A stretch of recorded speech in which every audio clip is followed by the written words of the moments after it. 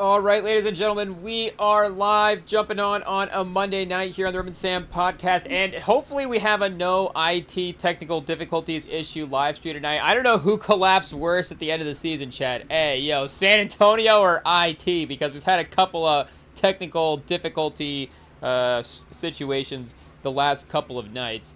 It has been a real bummer. I thought we were going to be able to go live for Game 5 of the finals, watch the game. The Knicks were obviously going to win. We were going to give the New York fans a job well done, and then we were going to be able to never think about the NBA season again.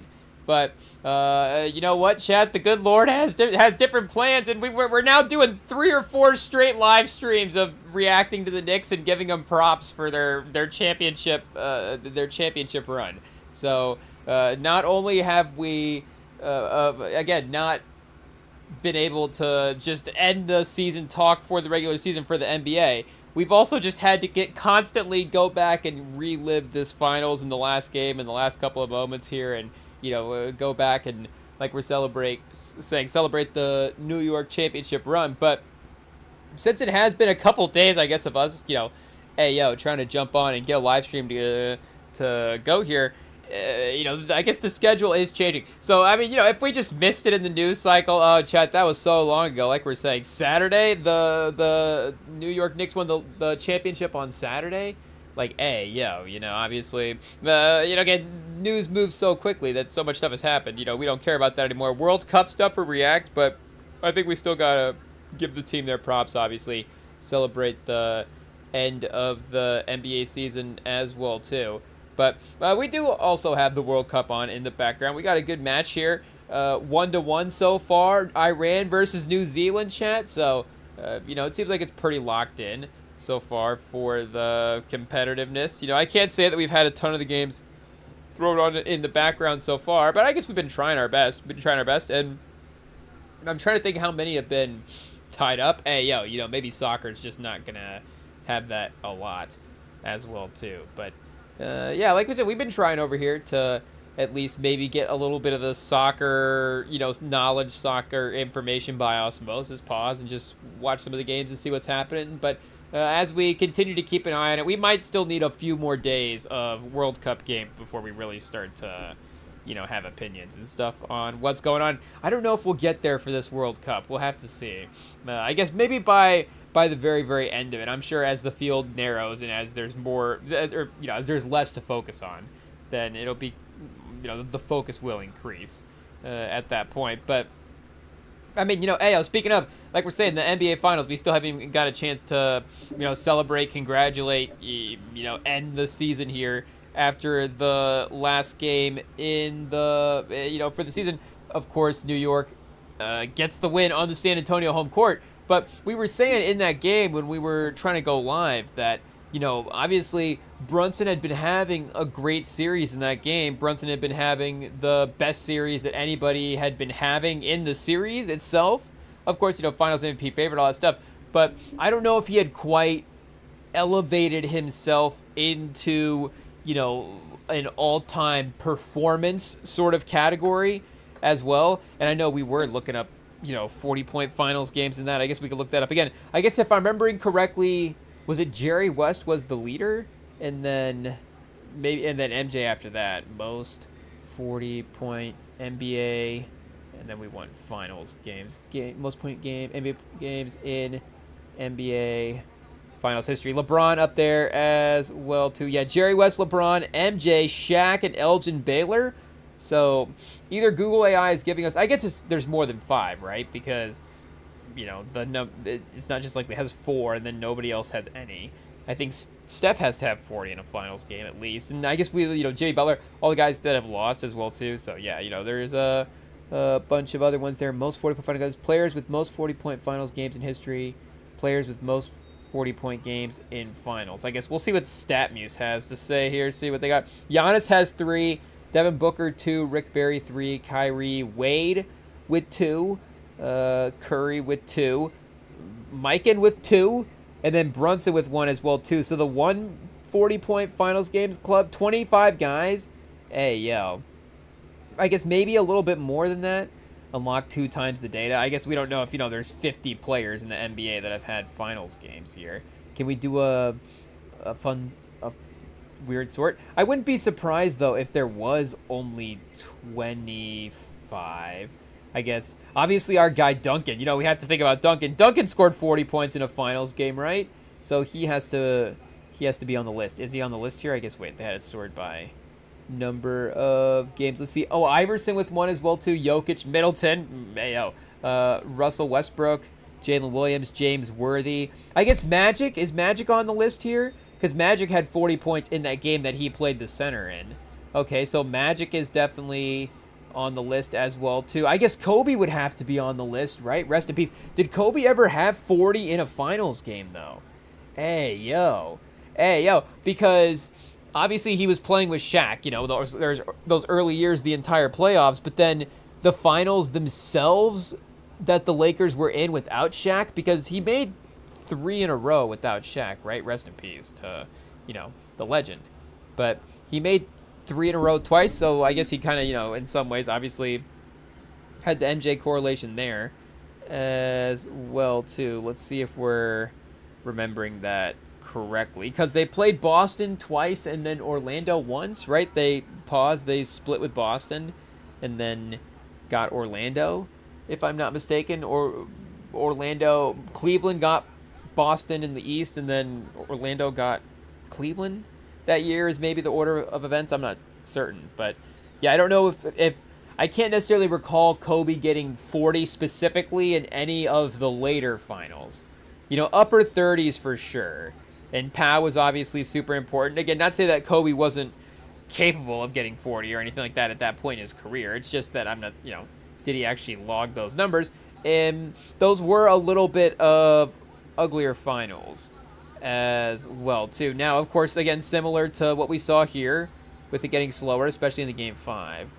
But, yeah, back-to-back finals MVP and then 21 games played in 07-08 that season. So that would have been the Celtics season that year. Yeah, league champions. I guess let's see if we can go to this series real quick. Excuse me, Chad. Hey, yo.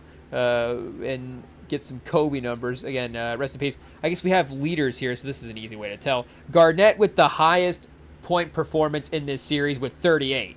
So, again, obviously answers that question a little bit there for the Lake Great legend. Let's see. And then I guess we have just the 3 straight finals in a row here to look up for our guy Kobe. 2009, the highest. Oh, he did get 40 exactly game 1 against Orlando. Hey, so he did. Shout out. I guess it would have been more surprising, right, if he didn't. So, I guess, admittedly, game 1 against Orlando doesn't stand out. 75-100. It is what it is. I would say that this series, obviously, the little bit of the disappointment of the potential Kobe LeBron was definitely something. And, obviously, I say obviously, I checked the tapes. Like, we're definitely very complimentary of Dwight Howard's basketball career here. I would say I'm probably more pro Dwight Howard as like a, just do you want him on your team, but just as like a productive player as well too. Like, and I get that some of the stuff got a little corny later in his career, and obviously that is what it is. I guess in some ways, is that just going to apply to every sort of fantasy? Pause. We tried that when we were talking about the way, but does that apply to any fantasy situation there that you're talking about? It's like, okay, Dwight Howard in these hypothetical all-time lineups, like matched with these hypothetical players. Like, I mean, hot take, I guess, is, I don't know if Dwight's in the category where it'd be like, is he as good as any guy? Because there is a category of player where you get he's as good as anybody that's ever played, but maybe the accolades aren't there or something like that. We were looking at guards to win the finals. I guess we'll look at that again in the lost tapes, but we were looking at Gus Williams from the Seahawks. Hey, we said it again. I think we messed up on the lost tapes too. We were looking at Gus Williams on the Supersonics. Hey, there it is. The Seattle Supersonics. On their championship team back from the 70s. I mean, we're all obviously locked in on the 70s Supersonics championship basketball. But, Gus Williams, underrated that year. Was he 29 a game in the regular season? We'll go back and check those numbers. But he was putting up good numbers that year. So, he might be one of those guys, Gus Williams, as good as anybody, but, he doesn't quite have the Hall of Fame totality of it all, if that makes sense. I guess, speaking of this Lakers team, would Lamar Odom be a little bit kind of like that? I guess Powell could be a little bit too, but Powell, I think, is Powell in the Hall of Fame? Here, let's check. He's going to be close to being a Hall of Famer, if not. Yeah, he is in the Hall of Fame, so shout out. I guess we'll have to see, obviously, if we'll get the brother Hall of Fame combo situation, but, Powell being in the two-time championship team is a little bit different. All due respect to Mike Conley, obviously. Well, I guess we don't have to necessarily bring Mike Conley into this. I was just thinking Powell and Kobe versus Mark and Mike Conley. Again, respect to Mike Conley, but obviously Kobe, one of the great guards that we've ever had. So if it was Marc Gasol and Kobe, but again, maybe Powell is just that little extra pause. Just a little bit better, the player that they needed there. But yeah, I guess Kobe. We're just going later finals as well too. Did get 40 against Orlando, game 1 of that finals. And I guess, obviously possible as well, too, that he got 40 here in 2010. Let's see what we got, 32, 23, 26. So, yeah, this is, I guess, a little uglier series here in terms of some of the individual performances. But, yeah, still, obviously, like we're saying, check the box that we were looking for there. I guess we can go through and check these other final series out as well and see. And hey, we got to remember Kobe's 90s stats here real quick for 82and0.com, because we play on the pause on the hoops IQ mode, no stats. Got to really test the ball knowledge and see what's going on there. But sometimes you pull pause 90s Lakers. It is a weird, obviously, decade for him because like Kobe, like this, not a lot of his best years, was a little bit of a mid to late 90s emergence there. Magic at the beginning of the 90s, it's just a season or two. Obviously, Shaq was great, but, just kind of the in-between period of, the bridge of the dynasties there. But what are we saying for Kobe here? I guess looking back for the guys with 40-point finals games. Is Dirk on this list at all? Did Dirk ever have 40 points in these finals games? And I guess, if we were comparing just all-time runs as well, too, I was kind of thinking in my own just personal, just walking around the restaurant, just thinking about basketball legacies as you do. I was thinking about Brunson versus some of the guards.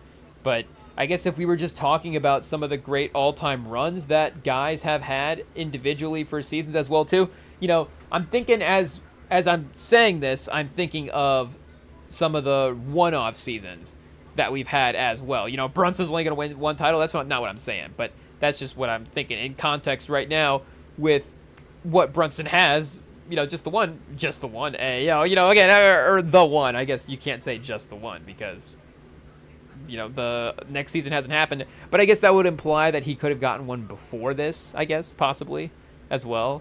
But either way, again, New York fans, Brunson, if you're in the chat right now, remember, you just got our team in the finals. So if we imply any sort of, I don't want to say disrespect. Again, I don't want to disrespect the title.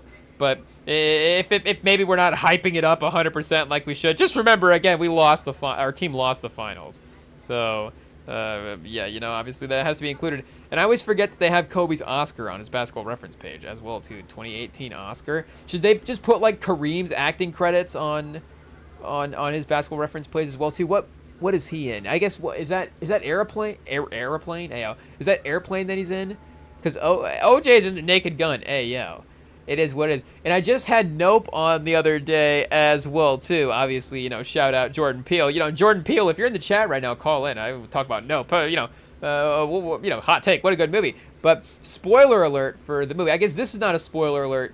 If I say, obviously, the actor's name right, Daniel Kaluuya, his character name in that movie is Otis Jr., so he goes by OJ. And it is, again, spoiler alert if you haven't seen Nope yet. 3, 2, 1. It is funny at the end of the movie. You get the fog clearing away and Otis Jr.'s on the horse over there, and you're like, oh, OJ's alive, yeah. And then it's like, oh, okay, Otis Jr. Shout out to Kaluuya. But again, we're just talking about the plot of Nope. We're just talking about the plot it up. But yeah, that is again, Jordan Peele cooking up there. But yeah, obviously the Oscar is a fun ad for our guy Kobe as well too. But yeah, I guess just in terms of the individual seasons, I think Dirk still has the most impressive. I mean, the story for what Brunson accomplished is great.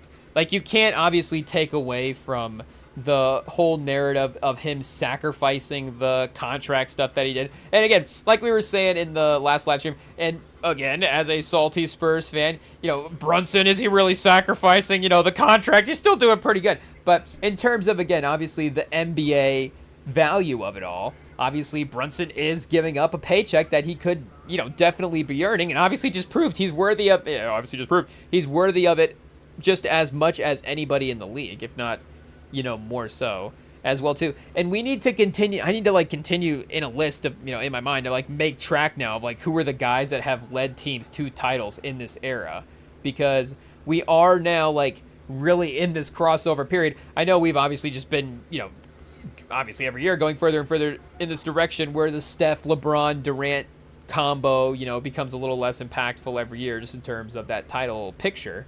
But you still went into this season this year with Durant and, still ended the season with Durant as the best player on the Rockets. And the Rockets still a really good, I guess, Sven Goon arguably as well too. But the Rockets still a really good team this year. Again, obviously were they a little bit behind the title picture that maybe we thought they were going to be. But there was still at least the perception that going into this season that, if you have Durant on your team, you're going to be there for the finals. And, again, they were there pretty highly in the playoffs and really good in the regular season as well too. Obviously some of that without Durant, but still him being the main offensive guy on that team for a lot of it. But even LeBron finding a way to continue to just be an impactful minutes guy. I mean, I guess you couldn't say, Curry is probably still the most impactful of the three of them on the court and can still probably do the most offensively and, have that actually just directly translate into winning. Again, with all due respect to LeBron, it's really close, but I think Curry can just be the lead offensive guy right now for, a little bit more than LeBron can. LeBron obviously, really finding, hot take his way as a great second player for sure.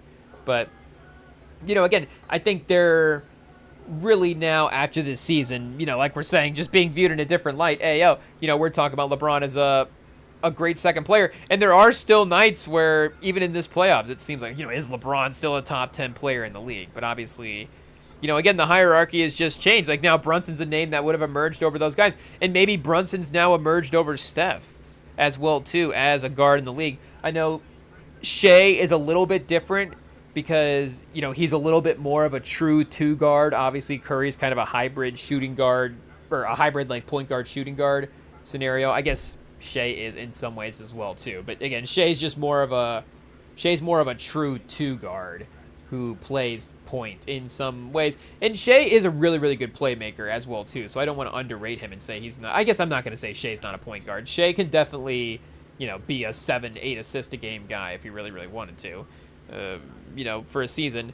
But there still just wouldn't have been that many guards in the league that you would have taken over Curry, just individually the ability. But Brunson is now going to be there. I guess, again, Edwards is a little more forwardy as well, too. But he's definitely in the conversation. Again, Luka's still more forwardy. So maybe it's just kind of those two. I guess I'm not probably thinking of the right names at the moment. And, Steph's still the third best, true point guard in the league. I mean, that's not necessarily probably the craziest, hottest take thing to say right now. He's probably not far off, top 5 or 6 at worst, if I'm not remembering all the names. Where's Con Knuppel at now? I don't know. I guess our guy Castle and Harper, again, it depends on how we're really classifying some of these spots as well too. But I think that, I guess what I was going to say about the Dirk run that he did have was Dirk did have, I guess, in comparison to Brunson, obviously specifically, he did have just tougher opponents, simply put. I mean, again, I guess does that disrespect the Spurs a little bit in some way? Sure, but even if the Spurs are, the toughest opponent, if we just put the teams that Dirk and Brunson both played in their playoff runs together, and obviously the Spurs are not the best team. The Spurs are not better than, especially with the way they couldn't close out games, the Spurs might not be the best team in the Western Conference that the Mavs would have faced that year. Who's to say? again, obviously the finals leave a painful memory of the Spurs, not of the Spurs whole season, but just maybe sort of, again, the ultimate all-time-ish status of this team. I don't know, in just that competitive way. But what are you saying for Dirk? Again, I guess we could go back and look it up here, but I'm pretty sure, obviously with LeBron and Wade and that team included in the finals, I'm pretty sure it was also was it Melo, one of the other teams? It was definitely Kobe and definitely the Thunder. He definitely got past those two teams. I don't remember what the third team was. I guess maybe it was San Antonio when we're blocking it out. Is probably really what happened. But it could have been Denver 2010, 2011. That would have been maybe the last season. Maybe Melo got traded at that deadline, or he got traded at the 11-12 deadline, and this would have been his last playoff run. But I guess we can see here what it was. What do we have for Dallas that year? 57-25. So I think New York this year was 52 wins in the regular season. But let's see. We have, Dallas over OKC in the Western Conference Finals, Dallas over the Lakers in the semis, and then Dallas over the Blazers in the first round. I guess that was a Brandon Roy matchup as well. But still, would that Blazers team have been the best team in the East that, Brunson faced? And the Pistons were a 60-win team, right? So, obviously you have to give them some respect there.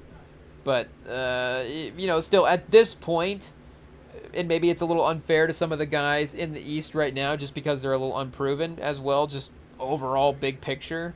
But at this point, again, obviously that those teams were a little bit better that he was playing there. Because what did the Knicks do for their playoff run here? I guess we can go back and double check. It wasn't Cavs, Pistons. It was Hawks, Cavs, Pistons. Is that what it was? Hey, yo. And I guess, again, the Hawks, weirdly enough, turning into their biggest playoff matchup. Is that what we have to remember, Chad? Do we have to just get out of our own, and just, do like bigger picture playoff takeaways or something like that? Again, focus, just not stop, or just, we don't have to only focus on complaining about San Antonio. We can, figure out what all these other teams take away, because that is something going through online as well too. It is funny where it's like, okay, even the teams that aren't in the finals, and I'm sure as San Antonio fans we've done this ourselves in the past, but even the teams that aren't in the finals find a way to victimize themselves about being in the finals. Oh, was it Philly in the second round that they got? I guess. Oh no, Cleveland. Wait a second. What do we got here? Oh, so that's 4 rounds. Atlanta, Philly, Cleveland was the run. So yeah, they didn't even play the Pistons this year in the playoffs. That's right, the Pistons played the Cavs. So you kind of avoid just the big number regular season team in that way.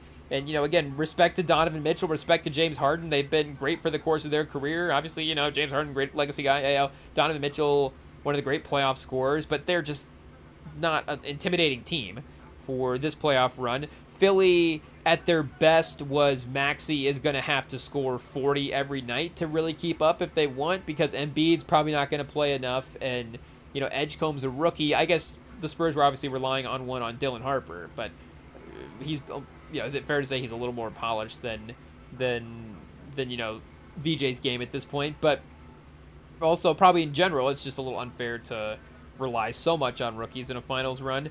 And again, Paul George, that's not a team that we can see winning the championship.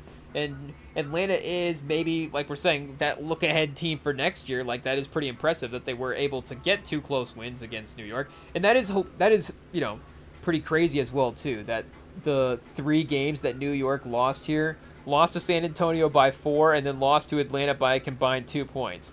So, they've lost 3 games since April, basically. And I guess this is Brunson for the playoffs. But they lost 3 whole playoff games by 4 points. Again, those are the type of stats that you can look at and be like, oh, this New York team's right up there with the Lakers of the 80s and the 90s Bulls as the best playoff runs of all time. Jordan never had a playoff run where he only lost 3 games by 4 points, but it's like Jordan would have swept this entire playoffs. Hey, the Spurs, we would have just, we would have had to admit going in. It's like, yeah, you know what, Wemby's probably cooked playing MJ. I don't know if he's going to have a plan to stop him there, but also, We've got MJ versus Jalen Johnson in the first round, MJ versus Tyrese Maxey in the second round, MJ versus Donovan Mitchell in the third round, and then MJ versus Wemby in the fourth. Like he's scoring 42 a game, and it's not even close, and he's ripping through. So again, obviously, Brunson, mini MJ, kind of going through the run, maybe, for sure. Can Brunson do it 6 more times as well too? Ayo, pause. But what are we saying? Again, there are some of those numbers that do generally kind of stand out as like, this Knicks finals run is one of the best of all time. But it is more, I think, again, it's more the Disney story of it all, if that makes sense. The franchise that was down bad for so long, more so that kind of redemption arc than I think it was, New York sort of storming through the playoffs and being the dominant team. And again, they were definitely doing that for sure. But there is also the case that they should have been doing that for the whole regular season. And this was maybe a version of the team that we should have saw. Like again, when I saw that regular season number, I totally forgot because yes, they were a way better team now than they were then. But still, it's like 52 wins. Like just the idea of the best playoff team of all time being a 52-win team in the regular season, like that alone right there, I don't know if you can be the best team of all time. And they weren't even that really in the finals. Again, with all due respect, the Spurs actively, you can't even say the Spurs could have still be competing right now. Like the Spurs actively could have won the finals. Like we said before, maybe 15 in the modern NBA. Like you still have to respect that in some degree. Like I guess, it's still. I guess are we having to reevaluate? The Spurs are making us rethink all of basketball. But it's like, is 15 points in the modern NBA this team should close that out number? Because I think even going back, 20 years ago, 2006, 2004, if a team's up by 10 in the second quarter, it's not impossible that other NBA team makes that score back up and wins that game. Again, obviously, you got to say, hey, if you had the lead, I guess, at any point in an NBA game, you got to, take that as an advantage and close it out. But just, again, in the competitive realm of basketball, I think there is a 10-point margin there on either side. There has been maybe a 10-point margin on either side where it's like, okay, you're still within that not impressive range. Again, I don't know if that makes sense, but there is still a reasonability with the team making the score back up. At that sense, 10 points is 3.5 shots. That's three field goals and a free throw in the run. You can get that pretty quickly, and especially get a couple stops. But maybe we need to rethink that with the 3-pointers to 15. Now it would at a minimum be 5 3-pointers, which is just way more. So maybe it's just up to 12 a little bit for free throw. But what did we say? We said 10 is still 3 3-pointers and a free throw. If you still would need 4 2s in a set of free throws at that point. 5 2s. So is it 5 2s versus 5 3s? That would basically be the argument. Was it a 5-2 margin on either side? If that makes sense. 5 2-point field goals. So it was 10-point margin. Now it's 5 3-point field goals, a 15-point margin. Again, we're making the case that somehow San Antonio, didn't do that much by giving up every finals lead they had. But the real factor of it is again, they probably could have easily have won the finals. They could have won the finals in Game 5 on their home court. But they just kind of actively, unfortunately, gave away every game. But, again, you do have to obviously, at the end of the day, give credit to what the Knicks team run was ultimately. The fact that the legendary curse streak has been broken, I guess. And like we're saying, the fact that Brunson was able to get into that historic category as well, too, and move his name up there amongst the legends. I guess, like we said, he's still got to pass Dirk at this point. And I was also thinking, Wade in 2006 is an interesting one as well, too. There is maybe some regular season free throw merchant stuff with Brunson in the past that then Wade got free throw merchant in the finals there, obviously. But, Brunson, again, they've had the franchise element of it. I mean, I guess Miami had never won a finals up until that point. The problem was they were started a little bit sooner. Let's see. They were started in the 80s. So how long had it been? at that point. And considering Wade's age as well, too, like, that is a little Wemby-esque, honestly. Like, does Wade not get credit for that sort of first playoff run, sweep through the finals? I guess 03-04 here. Let's just check out the team real quick. I guess they were maybe able to sneak in a couple years before that, but I guess still had good success, like 7-win series against the Hornets, and then, an unfortunate series against the Pacers there. But, yeah, they did have Wade here. So, he was 16 a game his rookie season, and yeah, they lost in the second round, and then his sophomore season lost. So it was a slow progression. So does that mean Wemby is gonna? Hey, yo, Chad, I guess we can't even say it. We can't even say it. And I guess we can see the opponents that Wade played as well too in his career. And again, this is a good career versus season example, because you could argue Brunson's season versus Wade's season. I think Wade has had, of course, a slightly better career than Brunson at this point, because, obviously Wade's had his full career, but Wade also, had that run as, and it's not a bad thing at all. Of course, it's an amazing thing. He had that run as that second guy next to LeBron in the Heatles era at some point. But, he was really awesome in that 2011 series. It was still obviously really good outside of winning the finals. Is it that MJ expectation of winning the finals every year? And maybe this is a new, is this the first era where there isn't a repeat expectation? And maybe this is the first team we're looking at, like, after the finals as well too. I don't know if I'm kind of jumping off into a new topic, but as I'm thinking about it, just, I don't think there is like a negative pressure to repeat for New York, if that makes sense. Like, going back to even OKC last year, or like if San Antonio had won the title this year as well too. Like, again, with all due respect to New York, I'm not saying they're not set up to be as successful the next 2 to 3 years here as San Antonio. I guess we could go double check all the contract stuff. But just if this is the roster, obviously it could still be as talented. But I'm just saying, it doesn't seem like there is that outside pressure of that sort of topic of, is this Knicks team set up for the next 6 years? And again, it's just so awesome, I guess, for New York fans to have that title back as well, too. That, do you start getting greedy and immediately say, not 1, not 2, not 3, not 4, and just do, the LeBron phrase there. But like we're saying, the Thunder had that expectation of, is next year, is this a dynasty?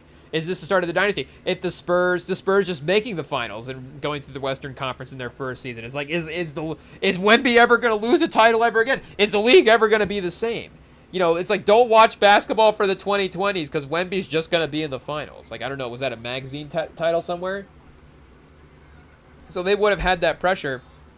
I'm trying to think, maybe Milwaukee. I honestly think Denver had a little bit of that pressure though as well too, because Jokic ascended to the top of the league at that point as number one guy. Murray's going to be around Porter and Gordon at that point.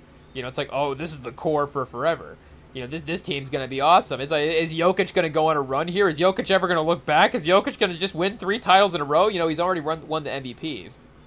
And then the Warriors 2022, I guess the Lakers, it has been a little bit of a mix, because I guess in some ways every year, obviously, maybe LeBron's just going to have those expectations. I think LeBron does have the expectations right now, because I guess there is just that Jordan thing that's going to be, looming there. So even if it's not even, I guess, is LeBron going to score 40 and take a team to the finals? Now it's just like, is LeBron going to be on a 6th title team? What would that look like? Or a 5th title team, I guess, dude. 5th, 6th, I guess 6th title team. What would it look like if LeBron still just continued to add more rings at this point in his career? And again, we still know he's going to be like super, super important for whatever team he's on. Steph, the Warriors are just, 2 down bad at this point. There's no title expectations for Steph Curry anymore unless, something really crazy happens over there. But what are we saying for New York? I don't think in a good way. Again, it's sort of, I think, a realization of what the landscape of the league is at this point.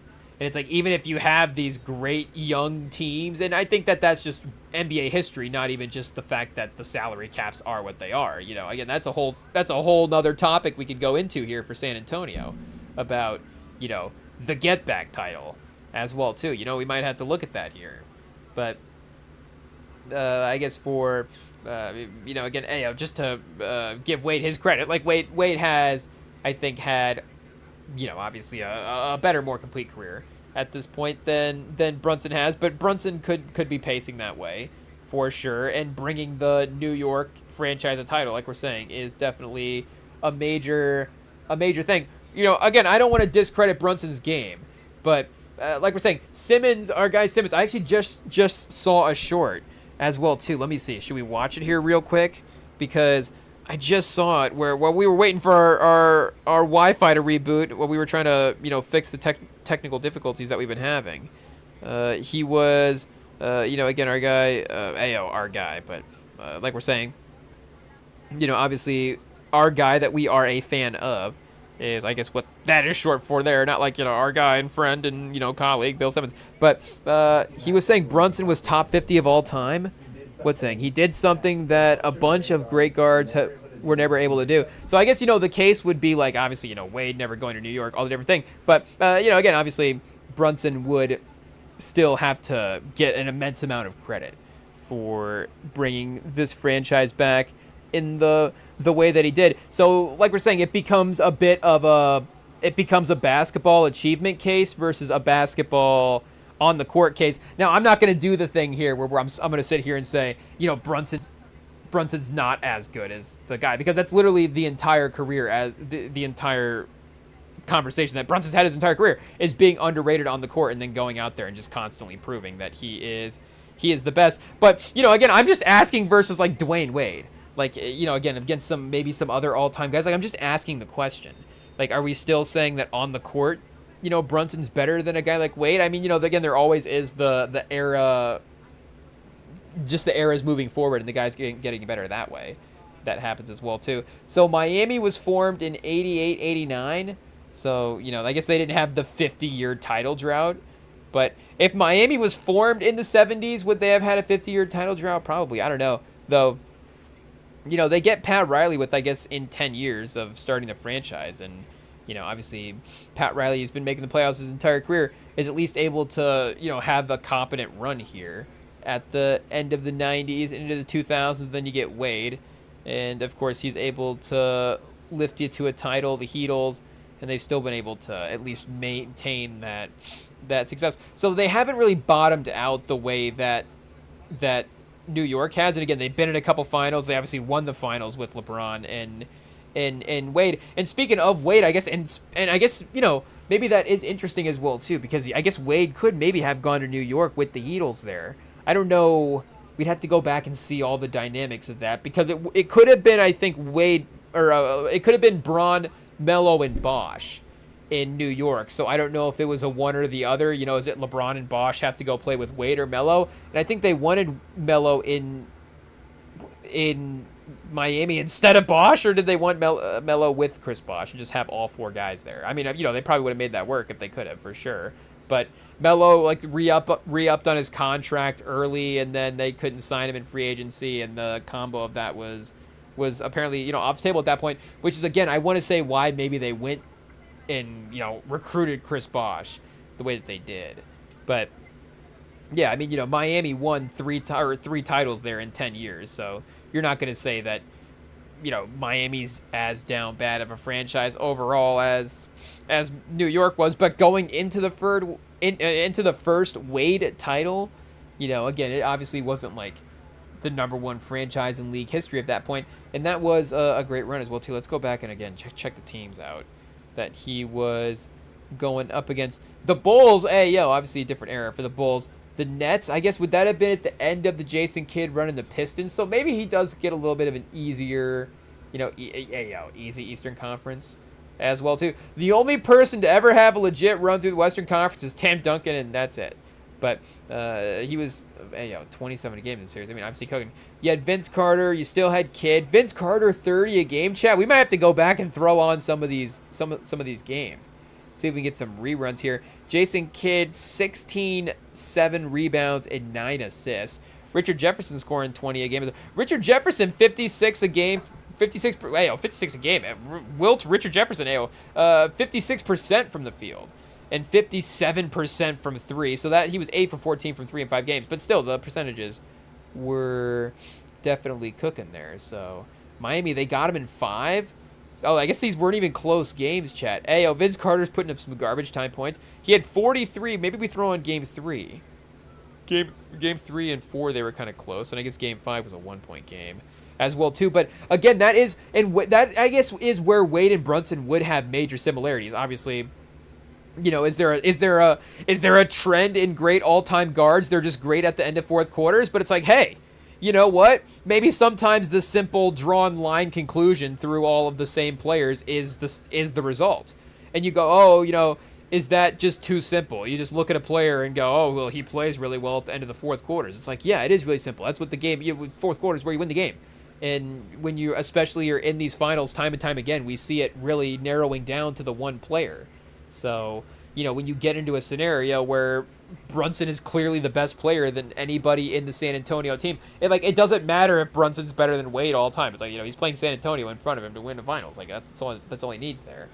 But when it narrows down in that specific way, obviously just the offensive game is elevated a little bit differently, but the clutchness as well too is just going to matter so much. And Wade is one of the best playoff closers that we've had. Same a little bit with Brunson with the free throw abilities and getting to the basket, using the athleticism. Again, I think Brunson kind of honestly maybe a little better. How do I say this, Chad? I almost said he was better with his body. Whoa, pause. Better with the post-up stuff. I mean, Wade was really good. Wade was underrated with that, for sure. Brunson's just a little, sturdier, back a guy down, like put a shoulder into you.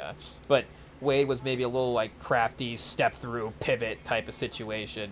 But still the mid-range stuff. And again, Wade's like a lot of like swooping, floating runners and stuff. Wade has got one of those games. It's like I still don't really know how Wade really does have like it's a great game.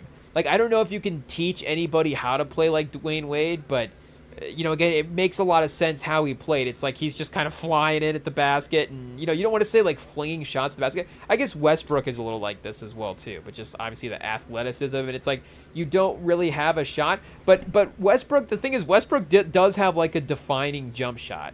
Like as much as I don't know. How exactly effective it was over the course of his career. Like he did dial it in pretty good there at the peak of his powers, but where he would just have that running full stop bank shot, mid-range shot, and you go him and Kawhi maybe have like the stiffest pause. The stiffest jump shots of all time. Pause. Whoa. But that still is like kind of a defining thing that you can think about with Westbrook. Like again, Wade, I think of Wade drawing fouls, but I do just think of Wade just like kind of like bringing the ball, pause, like swooping through as like the defining feature of his offensive game, if that makes sense, or like Euro stepping, because again, it's like, oh, Wade didn't have a jumper, but like I can't even picture like a base Wade jump shot. Like it's always like some type of running 1 foot situation on the move, motion, but again, very much like, again, how do I say it, obviously, but very much like the park sort of basketball style where again, it's like I'm not always going to get so set into this jumper, and I'm just going to have to just try to fling it up to the basket, and it goes in. There are some times where you're like, you're like making unbalanced shots in the park, and you're like, is it possible to be an NBA guy? Like I'm not even, I'm like falling all over the place here. I'm like hitting shots, and you're like, oh well, not to say that like you're always playing against bad opponents, but you're like, okay, I'm not playing against NBA opponents. Even just the 3-point line in the park's usually like that high school 3-point line. So just the game's way closer in as well too. And it's just like, you don't have some crazy NBA athlete jumping up, just swat the pass away as well, or swat the shot away. But what are we saying? Anyway, shout out to Wade is basically what we're saying. Vince Carter with 40 points, though not, I guess, in the finals. I don't think Vince Carter ever made the finals. Was he on the finals in the Mavs situation? I mean, shout out Hall of Famer. He's, with all due respect, I don't think in the legacy conversations of Brunson. I mean, Vince Carter. Vince Carter is a really good, he's as good as anybody type guy. I guess he's in the Hall of Fame, so he might be too good to qualify because he's the writers literally said that he's as good as anybody. They had him in the Hall of Fame, but I guess maybe him and T-Mac, it's a little bit of the other way. It's not like, oh, they were kind of overachieving sometimes. It's maybe, I guess we can't say underachieving as well too. Again, I guess not everybody can actually, like physically win a title. I guess the thing is that's the nice thing about people joining up now, chat, for the same team, is everybody can win a title now. Is, one team wins the title, you have 5 or 6 guys, superstars win a ring, and then 5 or 6 more team up, and then they all win a ring. So the legacy stuff, gets paused, it gets spread around nicely. But Vince Carter obviously would just have crazy scoring games. 51. I do kind of want a hot take. Cue up some Vince Carter highlights tonight. That could be pretty interesting. I'm not sure. Toronto, did they play New York? Can we get a Toronto versus New York series in here? We just need to find every series where New York lost. We're gonna watch every losing New York series ever. No, he didn't, Chad. Not a ton of playoff series for our guy Vince Carter. It is what it is. I guess not a ton of playoff rounds for our guy Vince Carter is maybe more the way to say it. There is actually a lot of playoff, a couple of playoff years here to look at. But I guess his most points in a series, 213, 0-1 Eastern Conference Finals. Versus Philly. So it could have been, or Eastern Conference semis versus Philly. So they would have played the Bucks potentially for the finals that year. Would that have been? It would have been against the Lakers, I guess. But would Philly have lost to Indiana? No, that would have been the year Philly won the East, for sure. So yeah, I guess it could have been Vince Carter versus Kobe. I mean, that could have been fun. I don't know if Vince Carter would have had the Iverson game though. That is interesting. And I guess Iverson, honestly, versus Brunson is a really, really interesting conversation, chat. That's an awesome versus. Whoa, chat. Do we have to do an all-time tournament? Again, Iverson is a technicality, obviously, because he didn't win a ring, but he did take a team to the finals, so he can be like an honorary mention sort of versus type guy. I wasn't necessarily thinking about him in the in the last couple of live stream attempts, but he is, again, as good as anybody. He's right up there with all those all-timers in terms of how far he's been able to carry a team. If Brunson ran into Shaq and Kobe, would Brunson win? I mean, this New York team, I don't know. Karl Anthony Towns versus Shaq, he might have been barbecue chicken. Shaq, it might have been barbecue chicken, Chad. It might have been jerk chicken for Chad. For Karl Anthony Towns, but he might have gotten cooked. It's basically the saying. Brunson versus Kobe would have been interesting. The thing is, I guess Kobe was good, defensively, for sure. So I think he would have been able to, directly affect Brunson's game a little bit more than Brunson would have Kobe. But I mean, Brunson's going to get his offensive looks as well. So that's one to consider there. Like we said, Steph is still in a league of his own at this point, for sure. And if we're talking, Iverson, again, like Steph, a sort of hybrid point guard, shooting guard, but not in the same shooting guard category as, MJ, Shea, Booker, those type of, lead two guards. We were talking about Chauncey Billups, though, as well, too. He is definitely an underrated one. Definitely one to mention. That Detroit team definitely had a lot of balance there, but Billups was the leader of that whole unit. And again, like we're saying, what's important for the guards? Fourth quarter execution. Maybe we're just a little bit scarred by it as well, too. Specific guards in San Antonio not getting that element down. But, Billups, literally his one of his names for NBA is, Mr. Big Shot. Because Chauncey Billups is as clutch as any of the guards we've had in the 21st century. So, again, I do think that Brunson, that is, I don't think we have to do the verses there, unfortunately for Chauncey Billups. I do think that the 03-04 Pistons would have been, that would have been an interesting all-time thing as well. Would the Pistons have won one of those earlier titles? They obviously wouldn't have won in 04-05. When they played against San Antonio. But would they have won, in a year before that if we just put Brunson, back on the 2000s Pistons? But Billups does need his respect as well, too, again, for just guards, like the undersized guards that have led the team to the finals. And Isaiah Thomas would be the other one. Again, Isaiah Thomas has 2 titles.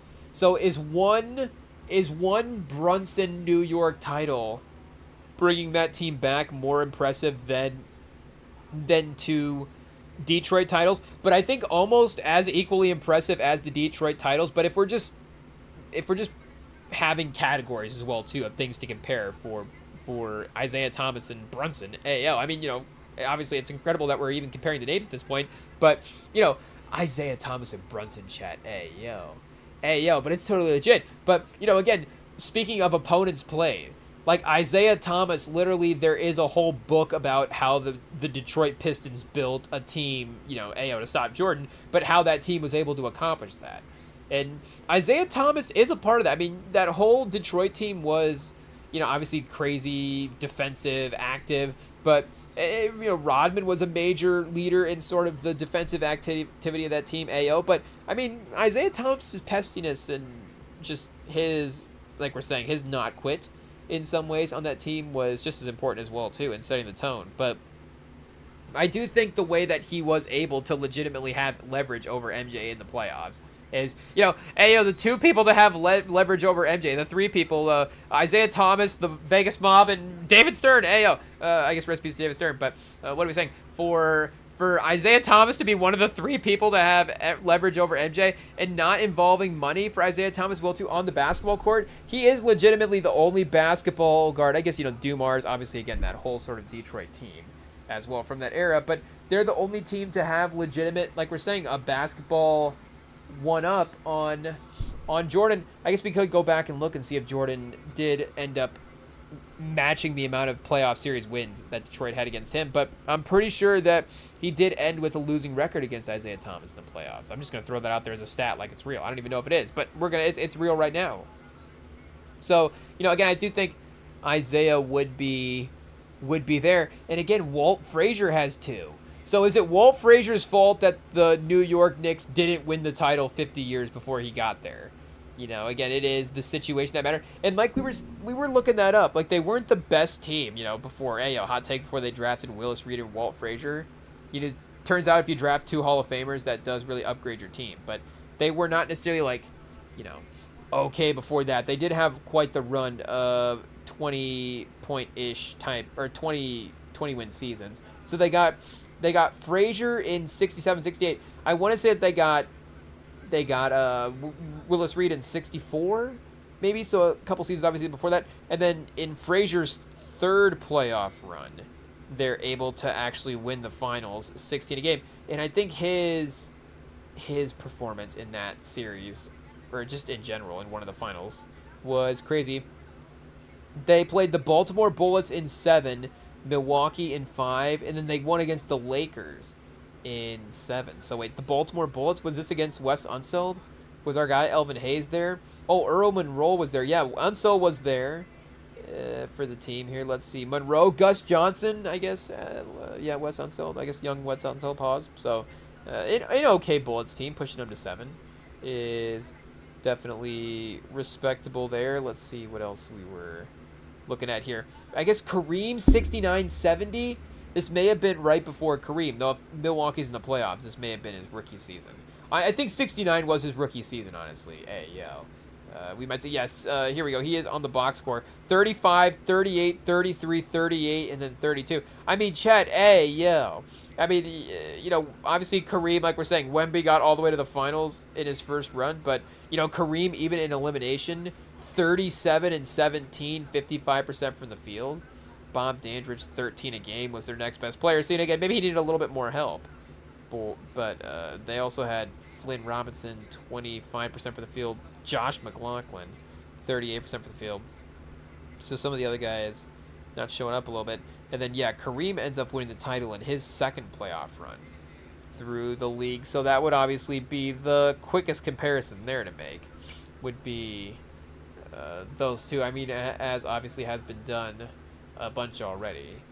But, I mean, you get a win over Kareem in the Eastern Conference Finals, and then the Lakers, I guess it would have been Jerry Rice. Would it have been Wilt? It would have been Wilt, right? Yeah, playoff leaders Wilt. So Willis Reed against Wilt and Kareem in back-to-back playoffs. I mean, that's tough, Chad.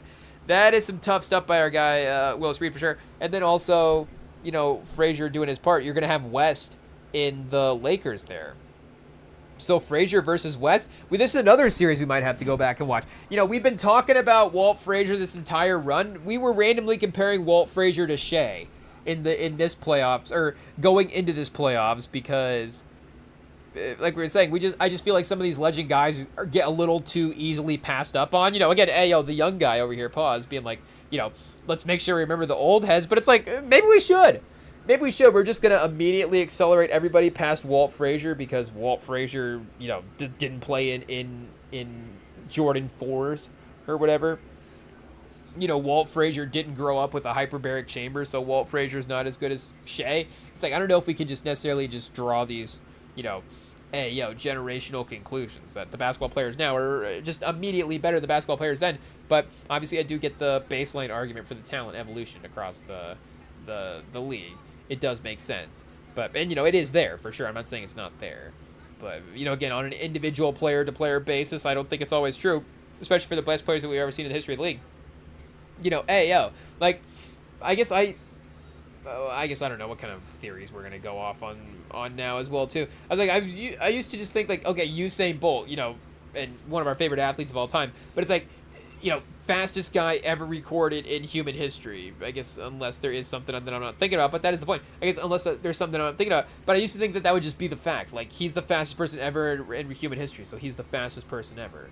But now it's like, okay, maybe hot take, there might have been somebody out there that actually just was physically faster, but we just, it just never got recorded or something like that. Who's to say?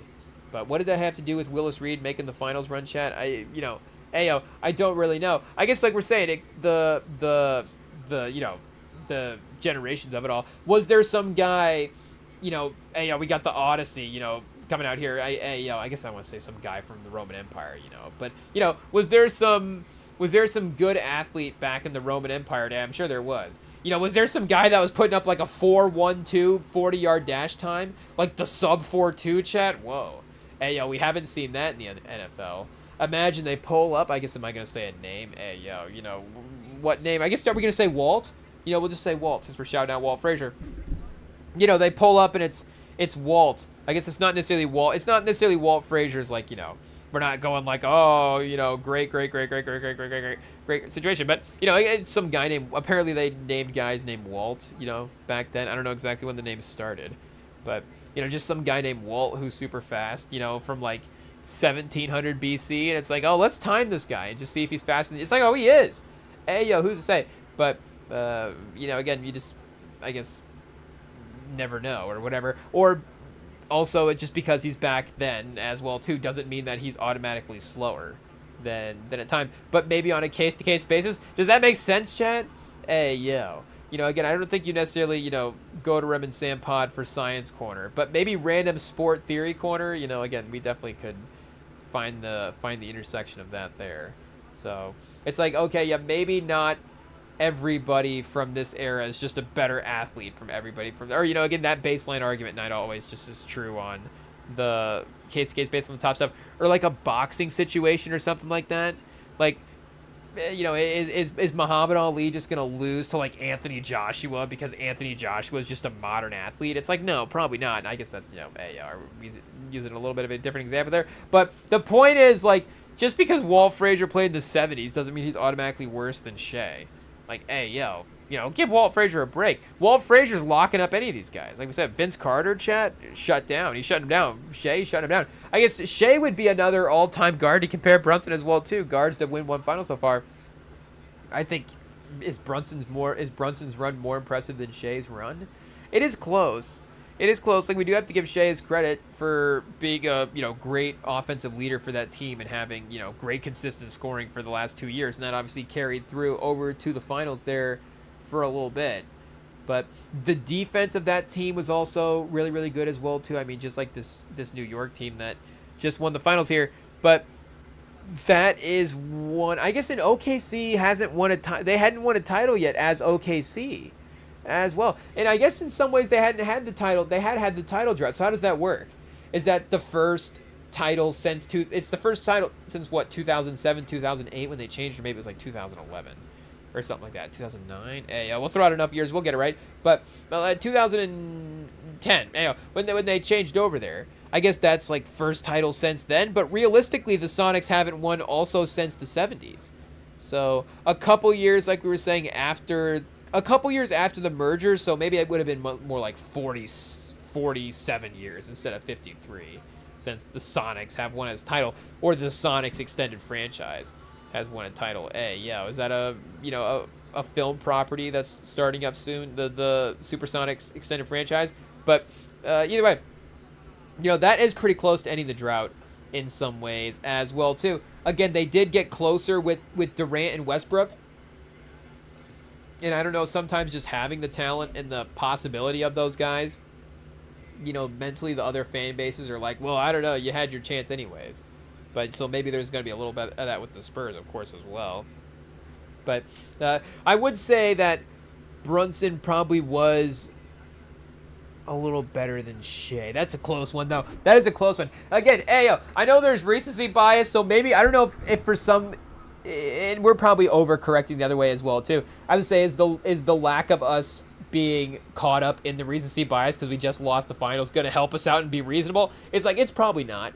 But, again, immediately it's like, okay, I know we're just naming off guards here, but I don't think we got to 10 point guards. But, again, there is still probably 8 to 10 point guards alone that you could get to the Brunson. So, you get to 10 guys at every spot. That's, pause, whoa. That's 50 guys. Is Brunson then the 11th point guard, the 51st guy, to go back to what we were saying earlier about, the Bill Simmons short that we saw on YouTube of him being in the top 50. But that is some crazy, crazy stuff right there. To say, again, obviously you could say individual run, say, sort of how you would rank the basketball on the court talent and all that stuff like we're saying. But to just immediately have the legacy that he has built into the top 50. I mean, even Kuzi, chat. So again, obviously the lead guard thing, the New York thing is important. But let's just get names here on the board. I see Steve Nash. I'm telling you right now, Steve Nash is not safe, I guess. So if we're going point guards in general, obviously Magic would be in that list. Oscar Robinson, we're going for big point guards only. Pause. Here you are. Oscar is at 10 here. I guess, we're kind of having them in their own category for right now. But Kuzi at 21. Isaiah Thomas. Stockton at 25. Yeah, I mean, Stockton is probably maybe a little higher up on all-time lists if we were, doing our own rating. Like, Stockton would be one of those guys if you get in the right all-time draft situation, you definitely, I don't even know what this situation is that we're talking about, but if somehow you can find it, if you get in the right all-time draft situation, I do think almost Stockton is an undervalued all-time guy today now. And I'm not even a guy that would say that I would highly value John Stockton's game. Like, I'm not like, super, anticipating. I'm not super anticipating going back and watching John Stockton highlights. Honestly, I think that is probably, now what, we're probably getting a little too dramatic here, but I was gonna say, that's the worst part about the Bulls finals is they had to play Stockton and Malone. Just go back and watch the Barkley finals over and over and over and over again. But, again, Stockton, obviously, very fundamental player. I guess we can't hate Stockton because we're hypocrites, because people are going to say, well, is Tim Duncan the John Stockton of point guards or of power forwards? No, because Tim Duncan has 5 titles. And I hate to say that, in any, hopefully that doesn't, John Stockton, if you're in the chat, I'm sorry, I'm not trying to diss you, but, we're talking to the people over here that are trying to diss Tim Duncan, and it's like, no, we're not doing that. The impact status is just a little bit different there. So this is where the rankings get tricky because again, Stockton, a decades here. Let's I guess we can just click into the career. Like, so many career season accolades, and he did make 2 finals. He lost those finals to MJ. So it's like the best player of all time. John Huston. John Huston Stockton. John Huston, like the actor director. But 10-time All-Star for John Stockton. Great defender as well too. 5-time defense. 11-time All-NBA, 9-time assist champ, and was an underrated scorer. Obviously we were talking about Isaiah Thomas earlier. Isaiah Thomas gets that label of, maybe sacrifice some of the points. He wasn't the consistent 20-point-a-game guy, but if he needed to be, if he wanted to be, he definitely could have been, for sure. I don't know if Stockton could have gotten, I think Isaiah could have been like 27 a game. if he wanted to, just being one of the best scorers. I think Stockton maybe was like a 22, 23 point a game guy at his best. I don't know. I guess what was his best like 10 game stretch in the league for scoring. But, he just doesn't have quite the same, what do you say? Just like the same sort of legacy charisma as some of the other guys. Like Bob Cousy, I would legitimately rather have Bob Cousy in 2026 than John Stockton. Call me crazy, Chad. Change my mind. Hey, do I have to set up a table and go out and debate NBA fans? I might have to. Give me Bob Cousy over John Stockton every day of the week. I don't even know what I'm basing that on. That's just vibes. That's just pure vibes. That's just the fact that Bob Cousy was in Blue Chips, and I don't know what John Stockton has been in. John Stockton acting credits. Let's see if we can find out if he's been in any fun movies that maybe will make us change his mind. John Stockton, chat does not. He does not have any traditional acting credits. His on-screen appearances are very limited to documentaries. The Dream Team, The Last Dance, Stockton Forever. Chat, I got it right here. We're going to make a documentary about people thinking that John Stockton is one of the best players of all time. We're going to call it Stockton Syndrome. It's people overrating John Stockton. Oh, chat, it's so mean. I'm not going to do that. We're not gonna produce that and put that on Rem and Sam Plus in the near future. Definitely don't subscribe and sign up for Rem and Sam Plus. Don't sign up for Rem and Sam Plus and hope for Stockton Syndrome. So should we start a kick fund? What's that called? Kick Fund Me? Where we get the people to donate. Thanks for explaining Kick Fund Me to chat to you guys.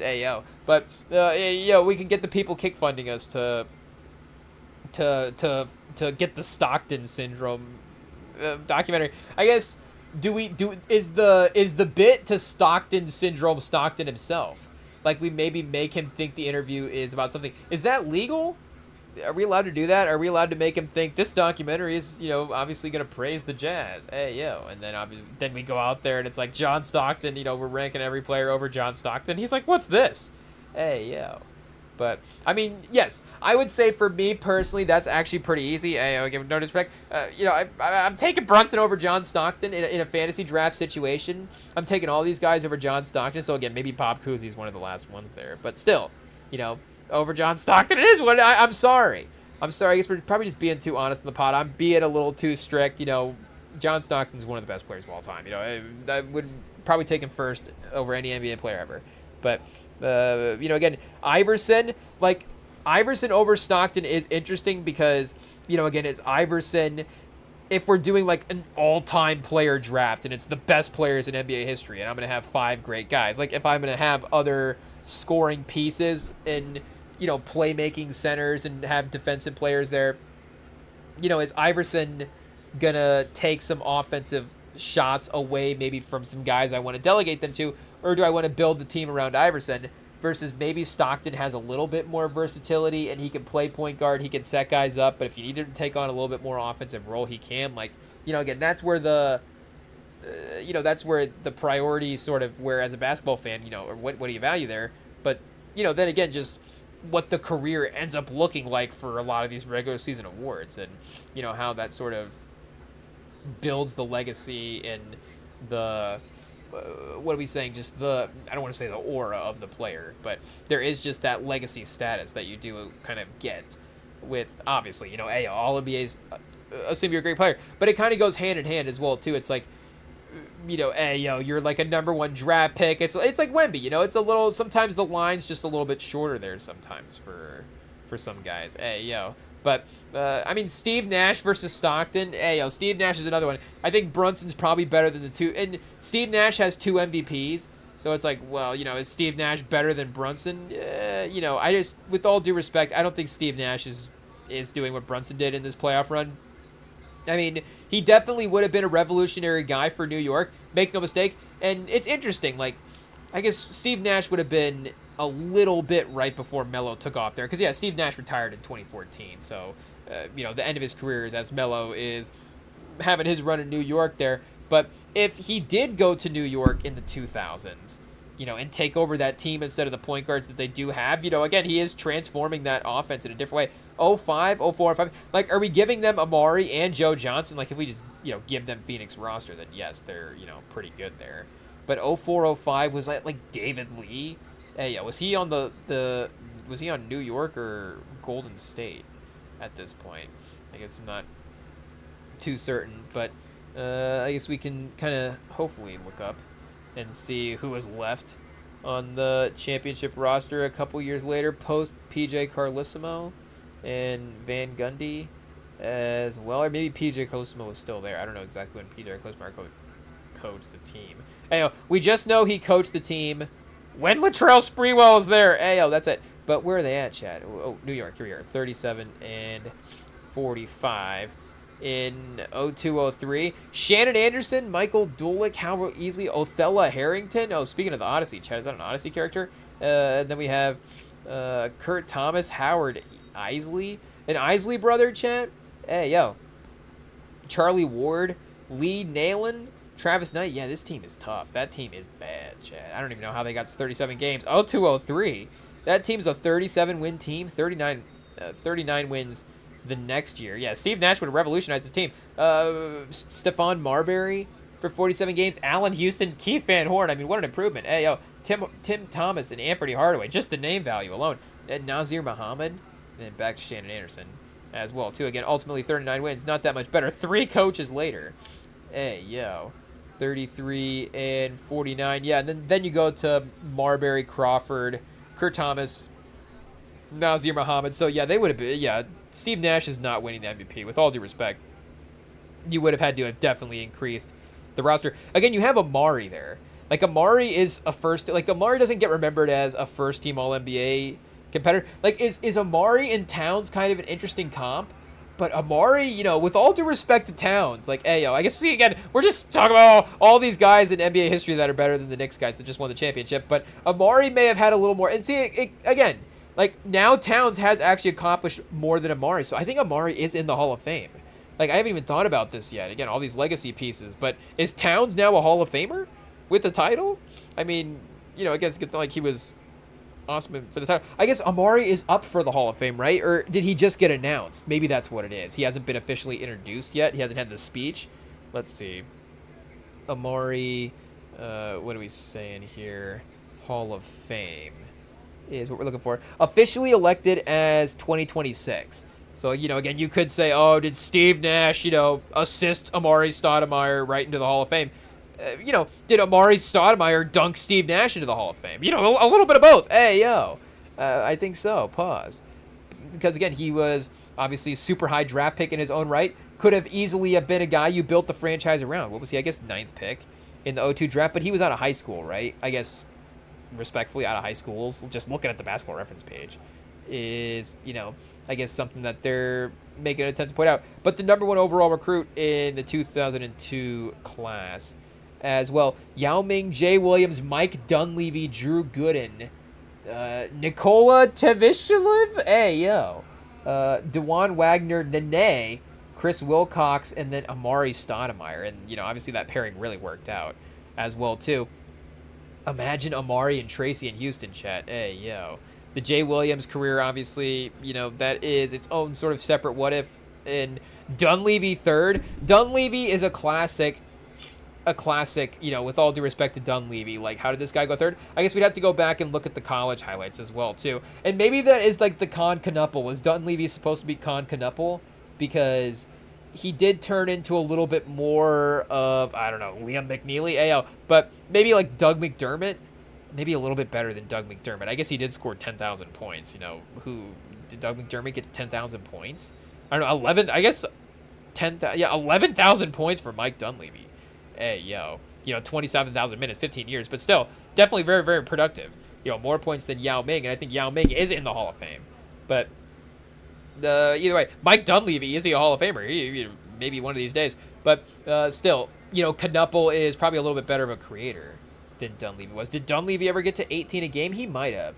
Just kind of shooting spot-up jump shots. The Natural was his name? His nickname? Ayo. Okay, he was 19 a game one season in Indiana, 07, 08. But obviously, you know, took him a while to get there. I would assume Knuppel at 27, 37 a game at that point. Ayo, with the way he's going, I'm not sure. But, you know, he'll be able to carry more offensively than Dunleavy, respectfully. But I'm trying to think who is Oh, hey, yo, like I guess do you want to say it? Do you want to start throwing out names as well too? Like I don't know if you do, but because like this guy wasn't drafted as high as Dunleavy, but like Luke Kennard or somebody like that. Like I guess Dunleavy maybe did kind of like he is like a little bit Luke Kennard-esque. And Luke Kennard is like Luke Kennard hits like 50% from threes. In some way, it's like yeah, Luke Kennard, you do take him in the top 10 of the draft if you're just that highly skilled at 3-point shooting. And he can, create a little bit for himself, obviously, in some of the mid-range stuff as well, too. But I guess the points we're trying to make, Amari probably could have gone a little higher in this draft. Hot take. Hey, yo. But, yeah, obviously, Amari versus Towns. The power forward, the what-ifs versus is a whole legacy battle we could do here with Towns as well, too. And I guess, yeah, what was the bar there for Amari making the Hall of Fame? Six All-NBA, 6 All-Stars, 5 All-NBAs. Yep. We do... I guess I don't know if the Rim and Sam pod, we don't have a strict 5 All-NBA policy, but it is something that we notice. Obviously, if that is the number, then that seems to be at least one of the baseline thresholds there that helps you get considered. So I don't know that would be definitely something that is maybe holding Towns back at this point. I don't know if Towns has had the All-NBA appearances, even the third team, because again, center has been tough. The time that he's been in, especially since now that they have recently just changed the rules, and for a handful of years there for Towns, you only had the opportunity to get one center spot. So he's at 6 or one center spot per team, so 3 total. And I guess you could have argued him as a forward as well too. But either way, because with Gobert, 6 All-Stars for Karl Towns, so he needs 2 more All-NBAs in his career to really lock in the Hall of Fame. Again, he does have the championship, doesn't have like the finals MVP or anything to add to that, but very, very great performance. Multiple conference championship runs, so that he is obviously just an impact player as well, too. 20-12 for his career, so the numbers are there. Hey, yo, Chad, it's going to be close. And I don't mean that with disrespect. I mean that, like, Towns is making a run at the Hall of Fame. Like, we wouldn't have said that, a couple years ago. Obviously, there would have been, I think, that type of expectation going into his career. And you do kind of forget, looking at the numbers, that he was, 26 a game, I guess, in 35 games in Minnesota, but that was the talent that he had there. I'm trying to think, like, is DeMarcus Cousins fair? I think DeMarcus Cousins is a more dominant, like, post-up player than Towns, and that's where Towns' game, especially in New York, I think has, where his scoring hasn't gone back to that 27 a game. Obviously he's playing with Brunson now as well, too, but he is not just the same crazy like post-up player he was back then. I meant to go back and watch. I'm not too excited to go back and watch like 2017 era Minnesota highlights, but I mean any Minnesota 2010s, I mean they even had some like decent years in there, but there's just something about that. Like I could go back and just not watch any Minnesota 2010s games ever. No disrespect. I guess maybe some days it's just like, do I want to queue up Kevin Love highlights? But again, it's just like some of those Minnesota rosters around the guys are, so bleak there for times as well, too. I guess, they had, Petrovic? Like, Nikola Petrovic was their most interesting player there for a second. Alexei Sved was, like, carrying their offense. It's like, hey, this is, not a team that I'm going to go back and, be revisiting anytime soon. But still, again, you kind of forget that Towns had that upside. But, hey, so we would take... So, I guess if we mixed and matched the matchups, AO pause, Brunson and Amari versus Steve Nash and Towns, I do think you would take Brunson and Amari in that case. Brunson and Towns versus, Nash and Amari, now back to the normal pairings, that is really, really interesting. That is a really, really good one. And again, New York won the title, so you might immediately just have to say Brunson and what, the entire New York team is able to do is enough. Now, again, Phoenix, I think, much better competition back at that time, and with San Antonio being a better team, and the end of that Lakers era as well too. Kobe Bryant still around. They did get the win over Kobe, I believe, one of those years in the playoffs. Post Shaq. I think that might be one of those Kobe seasons where it's not great. But then did Kobe go back and win a finals or win a series against Phoenix? I'm not sure there as well, but maybe everybody did. But of course they lost Joe Johnson. So if they had kept Joe Johnson as he enters the peak of his scoring career, like they might just go through the West in a different way as well. If Joe Johnson might even be their best player in some ways, like their Finals MVP almost. But that's just a more interesting big three. And Sean Marion does become, of course, a Finals player for Dallas as well too, but you would have had 4 guys there if you're able to have Sean Marion and Joe Johnson and Steve Nash and Amari. Like, that team at the peak of their powers, that team is probably definitely, well, again, as anybody definitely winning a final, probably not, but that team would imagine. And I don't know if this Knicks team is evidence of that. Because, again, not every team that lineup you go, oh, this team should have won the finals, should have. Maybe the Knicks are honestly the outlier in some ways of, like, the talented team that maybe, because, again, in the regular season, it's not like they didn't even play their best basketball at sometimes, but they did figure it out. But I'm thinking, like, oh, that Brooklyn team that Durant was on, obviously, that team that got injured, though, as well, as, like, a talented team that should have won. I mean, any team that, I guess, Durant led that he should have won, maybe Durant's just a little bit of an outlier in that sense as well, too. But the major, like, this team had the, what is the major? This team had the 5 guys and just never won. As well. Again, Brooklyn had the 3. I don't know if Brooklyn had the 5. Joe Harris was, in the mix for a while there. And I'm not saying that if you were, starting a team or having lineups, would we predict that Brooklyn lineup again? We're just predicting everybody against New York. What's the worst lineup in NBA history that would win the finals over this New York team? Because again, what team can close them out?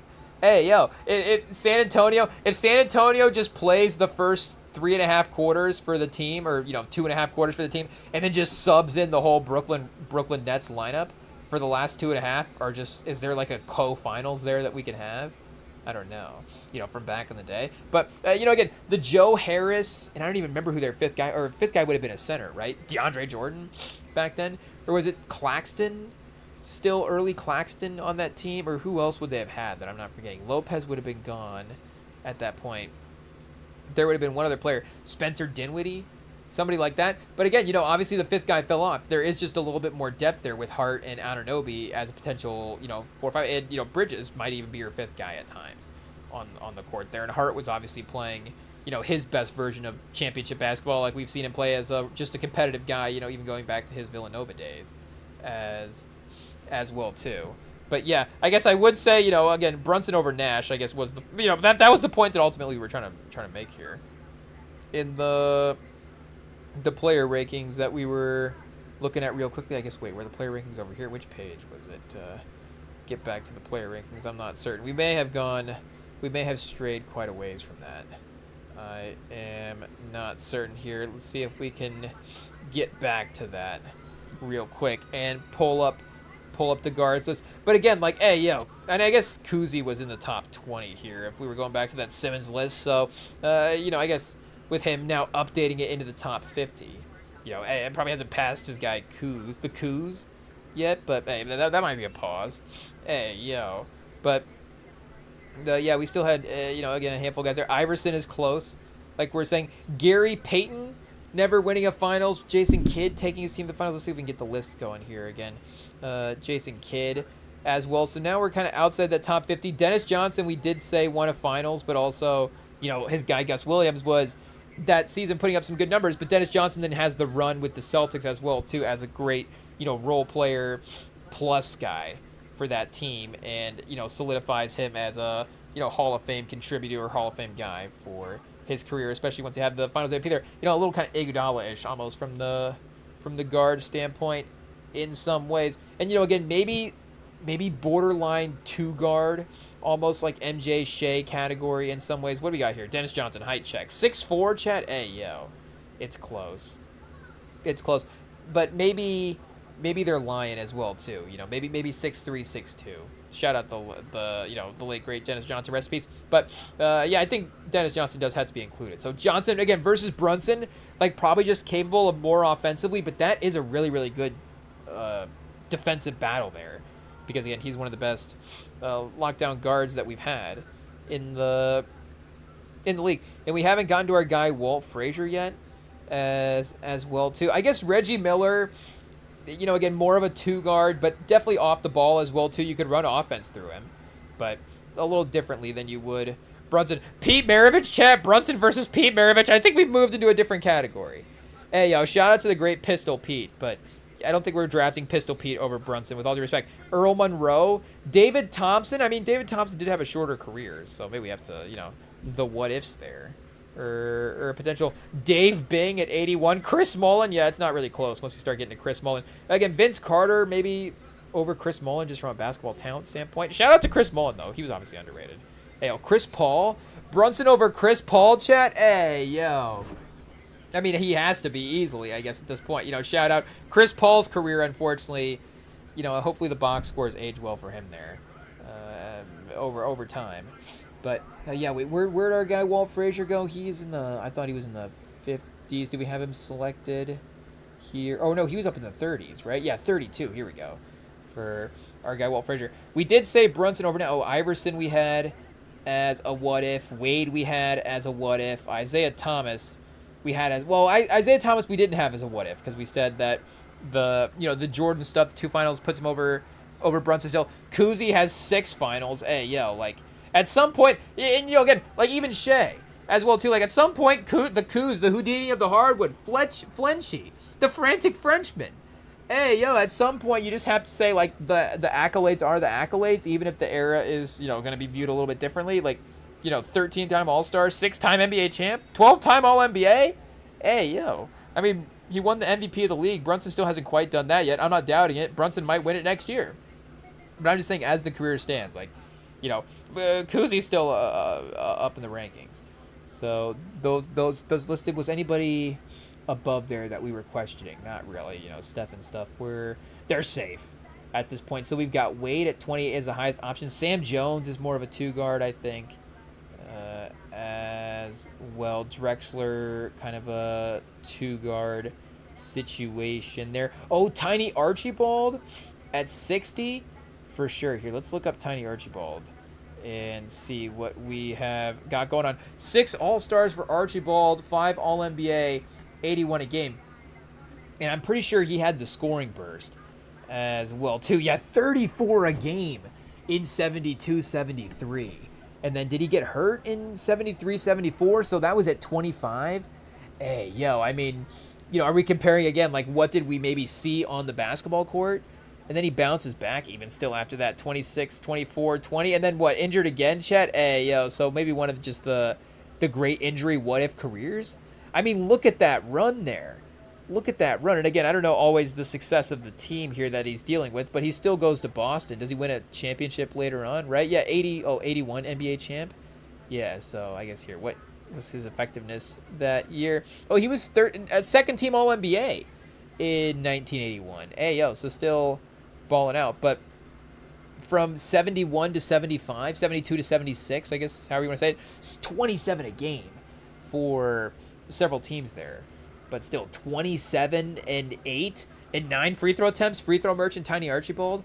Like we at least have to have Tiny Archibald again in the conversation for the basketball talent that we see. A little in that Iverson category of just, you know, are we just going to respect the talent that we've seen there? I guess, you know, hey, yo, Tiny Archibald. What do we got here for a combine? 6'1". Hey, yo, testing 1 2 3. Testing 1 2 3. Okay, I think we're reconnected. Let me just make sure that the live stream is still going here and we are all good. Uh-oh, chat. We may have to do some editing here. Okay, we'll be right back. Just a second. Commercial break. Testing 1 2 3.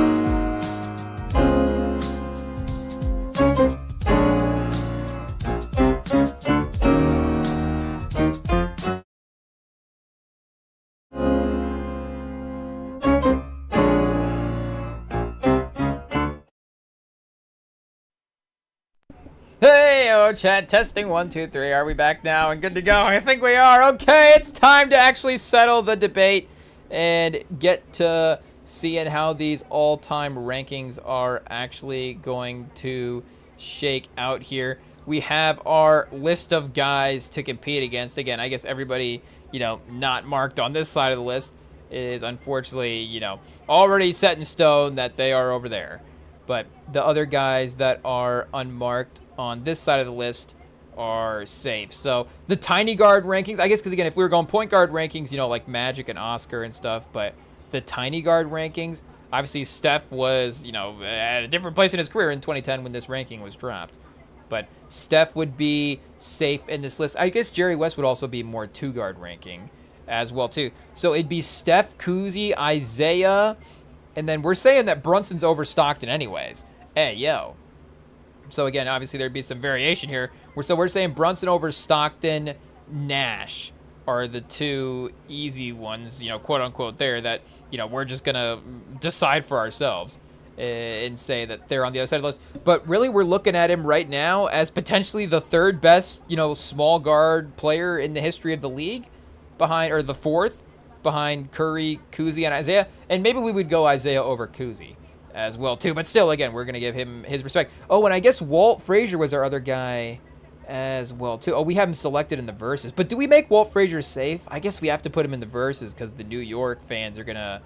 Well, the New York fans are never going to say, like, Brunson over Frazier. It's going to be a, in-the-moment thing, like celebrating Brunson for what he has achieved now. But still, obviously, remembering the fact that Frazier is a legend and not necessarily having to be like, oh, let's just immediately discredit the ones that, came before. Pause. Unless it's Charles Oakley, apparently. Then, immediately they're like, Towns better than Charles Oakley. James Dolan said that. I don't know. But for Clyde, obviously, beloved New York legend there. But we'll do the verses just to prove the point. And I guess Clyde not tiny guard. 6'2", 6'4", 200. Debo Samuel out there. But still not... I guess it's close again. It's close. I guess he's in that Dennis Johnson category, right? For the, the hybrids. Pause. I guess, we tried lately. Maybe pick better term. So do we have to consider Sam Jones then as well, too?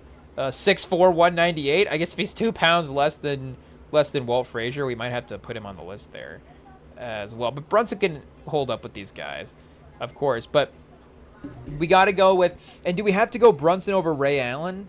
Because the obviously career that he had as the main guy never got the title, but did get the titles as the complimentary guy at some point. One in Boston and then one later on. 10-time All-Star. It is close, but he is more of a true shooting guard than he is. And I guess maybe that would be the case for Sam Jones as well, too, to not be in the Brunson category. Maybe, Brunson similar...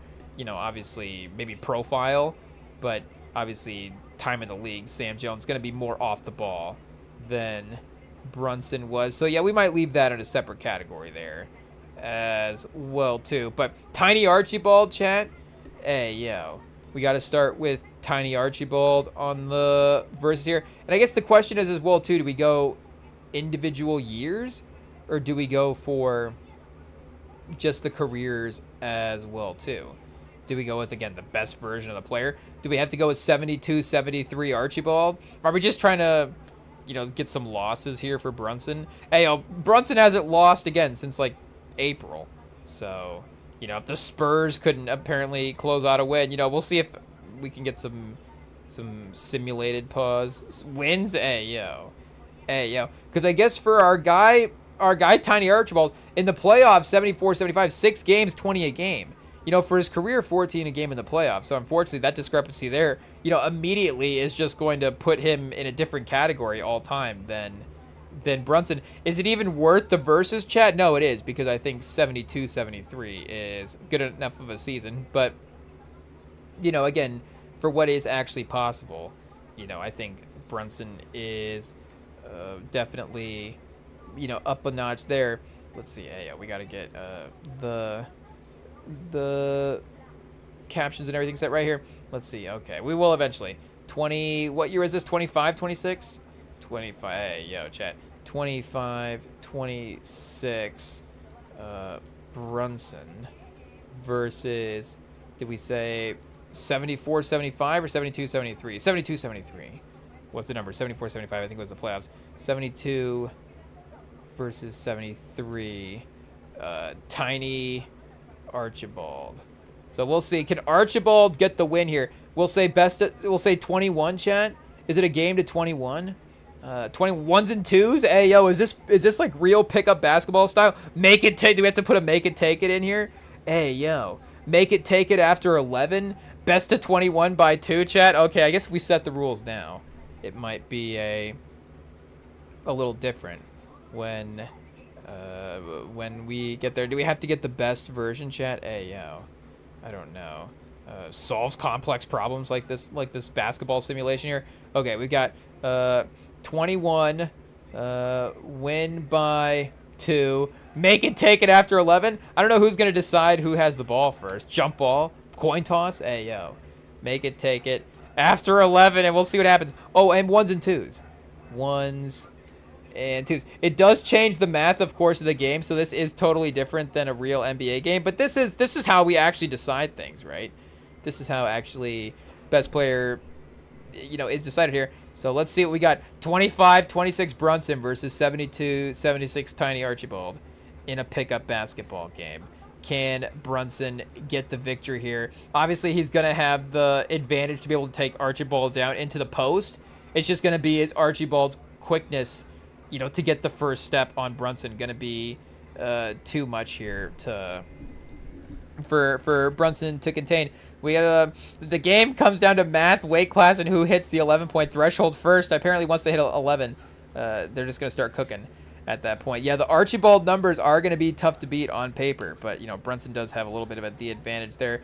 Elite-ish from three-point shooting. Non-existent, but, 1s and 2s, maybe Archibald still makes it work. I'm not sure, but that is going to be, I guess, the mathematical advantage is going to favor Brunson even more there. I guess blazing first step, yeah, elite at the basket, and then foul drawing also for Jalen Brunson. So do we have to set the ref, chat? Hey, yo. The ref is Tony Brothers. Maybe we have to redo it. I'm not sure. Rule breakdown, I guess, yeah, because the three-pointer thing is different, and then we do have the size mismatch as well, too. Tiny Archibald speed points that out already. The game plays out. Race to 11, change of possession.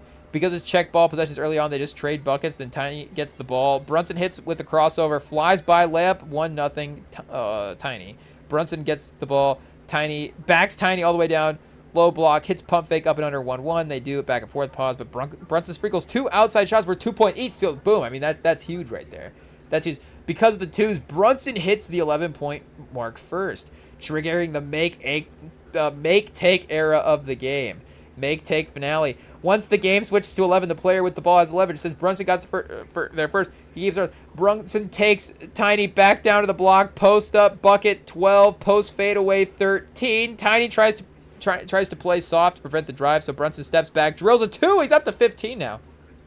Tiny might get a stop eventually off a missed Brunson jumper and reel off 4 or 5 straight lightning-fast layups to make it close. But the physical tax of guarding Brunson in the post for 28 possessions will wear down a 150-pound legend, chat.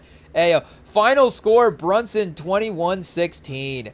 Oh, so we're going to have to turn stamina off for Brunson because he's going to start, he's going to have a lot of matchups here. This is like Brunson's John Wick trial, chat. Ayo. Do we have to call this after like a finals? After a guy wins the finals MVP on the Rim and Sand Pod, we go with the John Wick run where he has to just like go through the tunnel and just take down every NBA legend. There's got to be something else that this is similar as well too, because John Wick's not necessarily like fighting other legends. He's just like, it's just like a game of relentless henchmen. That it's just like, that video game sort of mentality. I mean, I guess in some ways, they call out the hit, so it's like they're high-level assassins-ish, but for the most part, outside of like Common and Willem Dafoe, most of the other assassins are kind of just empty. It's like Boban, is one of the assassins apparently. But again, this is the John Wick, I guess, purgatory that Brunson has to go through to claim his all-time status here on the Rim and Sand Pod. So he's got Archibald, Tiny Archibald done. Hey, yo, Chad, he's got him wiped down. Pause. 21-16. Easy enough there. So we've got versus, who is the next matchup that we go to here? Oh, Chad, Dennis Johnson. is the next matchup. So we could go Finals MVP year Dennis Johnson, matchup of Finals MVPs, or, you know, best individual season. 19.5 a game. He was 21st in MVP voting in 81-82. He was 8th in MVP voting in 80-81, but he was 18 a game that year. 5th in MVP voting in 79-80 and 19 a game. Second team All-NBA, though he was first team All-NBA the next year as well. So maybe a little bit confusing, but let's see if we can combine this with the playoff run here with the title. So 78-79 was the title, 20 a game. He was 17 a game in the playoffs the next year. The numbers did take a dip. In the 81-82 playoffs, only in one series, but he was 22 a game in that series, 47% from the field, so he was pretty good. Who did he play? Pause. In this series. I guess 7 games across 2 series. I was thinking that was one 7-game series there, but because of the 3-game series early on, I guess a little different. And they got swept by the Lakers as well, too, in 81-82. But again, you got Magic and Kareem, so, you know, what are you going to do? But I guess in Dennis Johnson, you know, we're not doing a Dennis Johnson versus Magic Johnson sort of face-off situation. Obviously, you know, that's not a debate there. Kiki Vandeweghe with 29 in Game 1. Denver wins, but then Phoenix taking the next 2. Dennis Johnson with 29 in one of those there. So, yeah, 23 a game in this series alone, and 50% from the field. Walter Davis as well, the partner. Is that like a news anchor, chat? Hey, yo. Walter Davis, 22 a game, 22 and 5. So kind of a fun backcourt. You know, obviously maybe some underrated teammates as well, too, that Dennis Johnson has played with. Like we're saying, you know, Gus Williams, Walter Davis. You know, got to give them their respects. Ayo, I guess I meant to go to the next playoff series, not the next year for DJ. They did lose to Denver, though, I guess the next year. Denver getting some revenge. But, yeah, swept by the Lakers. Let's see if it was just like a real fall off for our guy. But, I mean, that was pretty consistent with what he was at for the entire playoffs there in that last series. So I imagine it can't be too crazy far off. Yeah, he was still 21 a game, 45% from the field. Alvin Adams, 45%, 16 a game. I guess Walter Davis, you know, 34% from the field, 15 a game. Chat, hey, yo, we're reporting that Walter Davis maybe didn't play well back then. Truck Robinson with 11 a game as well, too, to add to that. But I guess here you can see what the Lakers team looked like. Yeah, Jamal Wilkes was the leader in scoring, actually, for this team. Then 24 a game. Kareem with 20 and 8. Magic with 20, 11, and 10. Norm Nixon with 18. Then you just got Bob McAdoo dropping in 14, and Michael Cooper with 10. So, I mean, that's a stacked top 6 right there, chat. Hey, yo, I don't know if this was one of the best teams they had, because I don't know if this was the best version of Magic, but, I mean, he's cooking in this series as well, too. You do have Kurt Rambis as your 7-man, playing 79 minutes in this series. 3 points, 5 rebounds. I mean, Kurt Rambis just happy to be out there, hanging out there. Jim Brewer just doing bits on the sideline. I don't know who this Jim Brewer character is. Hey, yeah, was he on SNL in the 80s? I think he might have been on SNL in the 90s instead.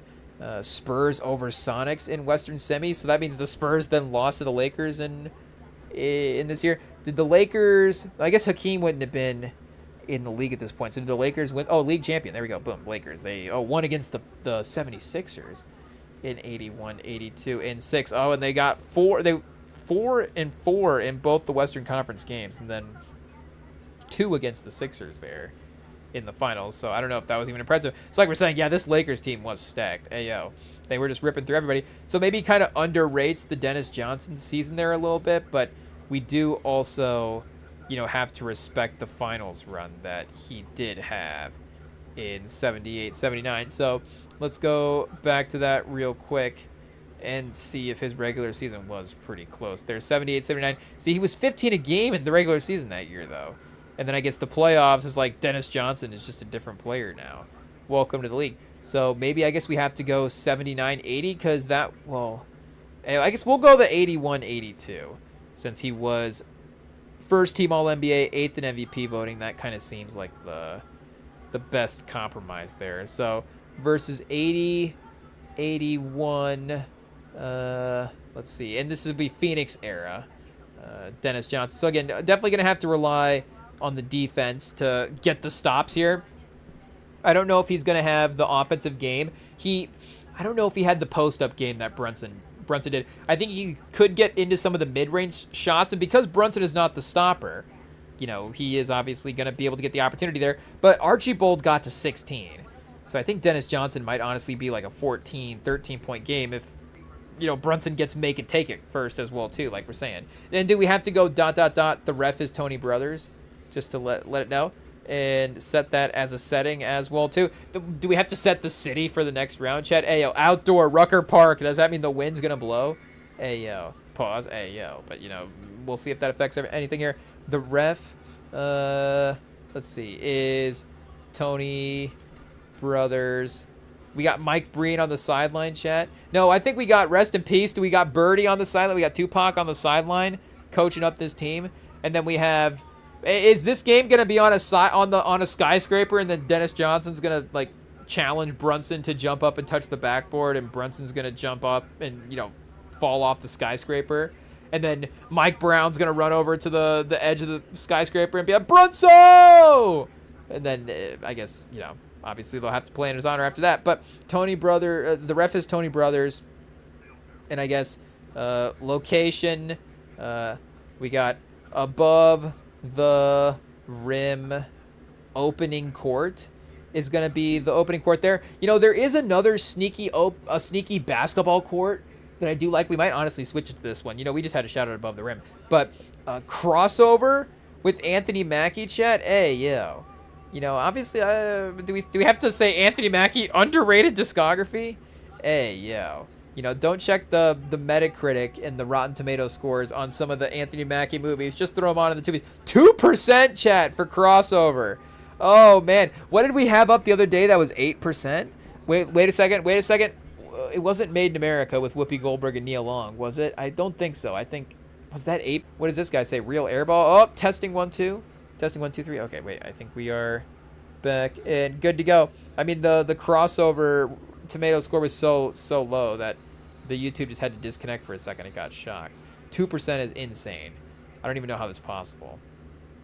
I'm kind of stunned. Synopsis: the lives of a gifted athlete and his best friends change when they take a fateful trip to LA.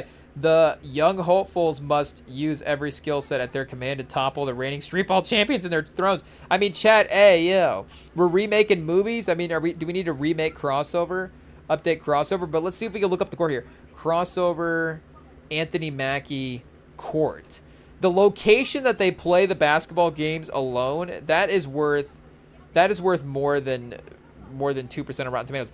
Yeah, Wayne Brady is in this chat. Hey, yo, I haven't said, you know, I can't say that I've gone through the Wayne Brady discography too much. Hey, yo, maybe we tried lately there, but yeah, you know, it was like, oh, shout out. That's the game show guy. I guess we need to look up like a scene from this movie. I don't know if we're going to get copyrighted playing a scene from imagine we get copyrighted playing a scene from the 2% Rotten Tomatoes movie. But this is definitely, oh, do we just stream it live, chat? Hey, yeah, we start pirating? Now that's even going to get worse. But let's see. I guess what's this clip here? Let's see. We might be playing it on this court because this is a cool court. We'll just change it now while the ad is going. Location, crossover. What is the year? We didn't even know the year for this movie, but let's see if we can get a situation here. What is this, like the DVD sales ad, chat? Hey, yo. Crossover stars got game. Hey, yo, this is not the court. This is not the court that I'm thinking of that they are playing on. It's like the behind the scenes. Oh, there it is. Boom.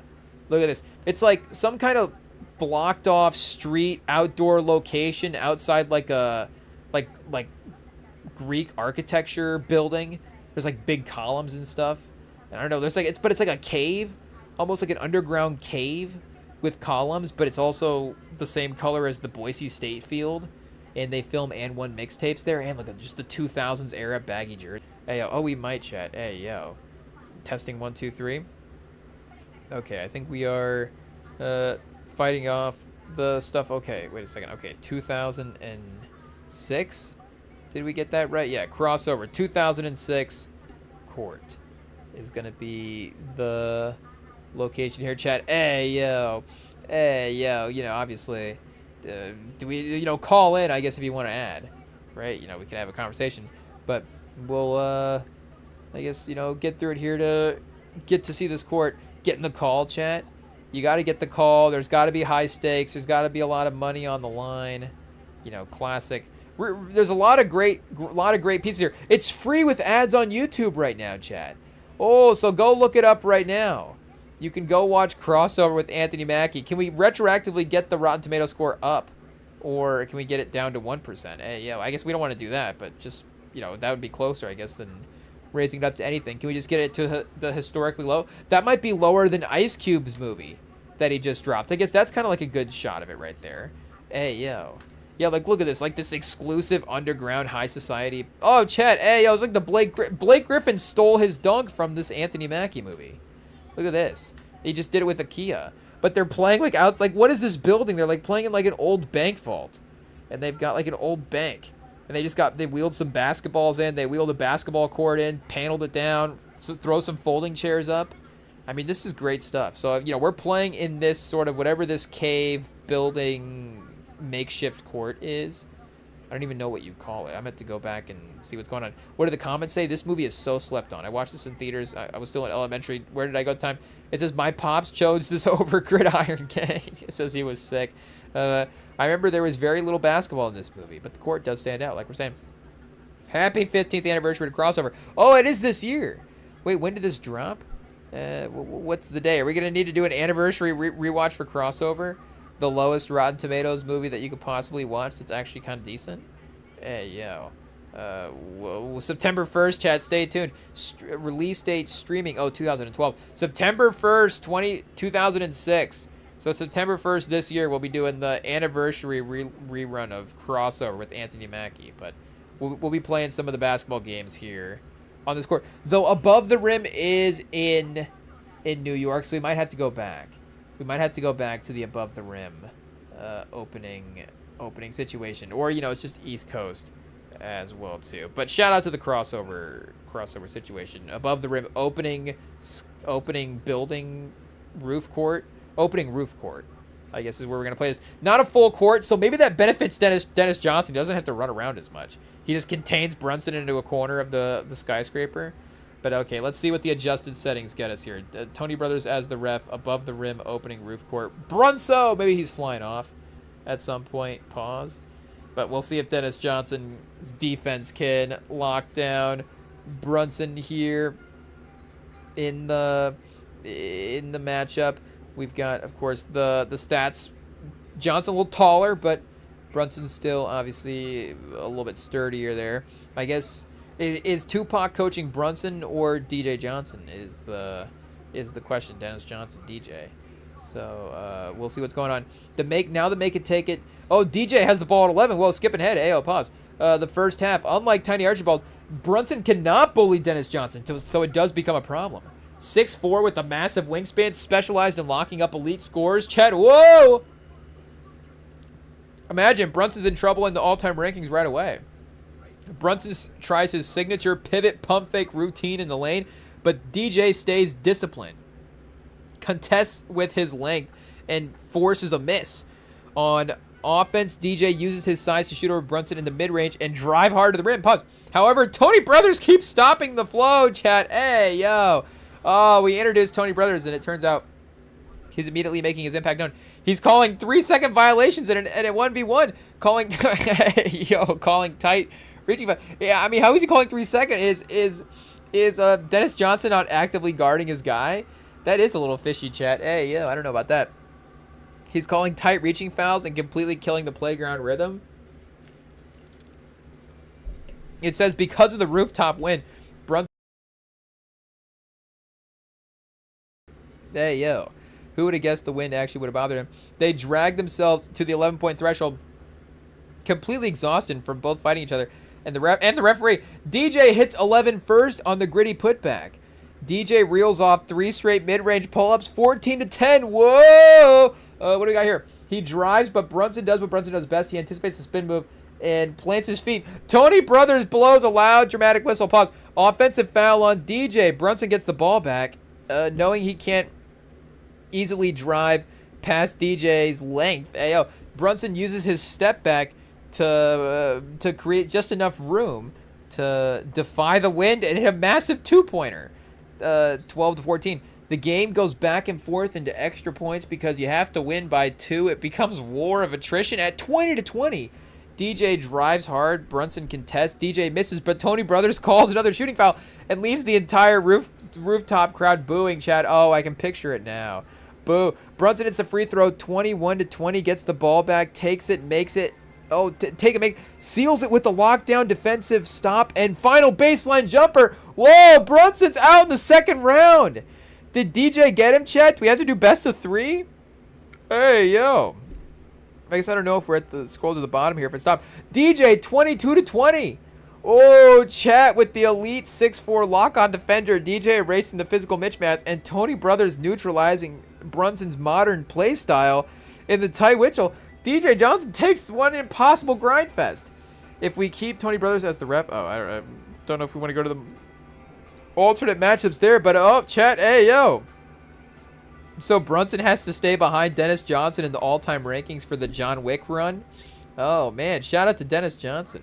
I guess, do we have to go Dennis Johnson versus Jason Kidd, or is it just Brunson versus Jason Kidd? Because I think Jason Kidd did lead his team to 2 finals. Obviously, we still have to see where Brunson competes against the rest of these guys. But, yeah, shout out. Dennis Johnson is able to get Brunson here. So we want Brunson, obviously, now resetting in the matchup just to make sure here. We want Brunson versus... and I guess Jason Kidd to pick the year. It will have to be a Nets finals year, I guess, would be the easy go-to there.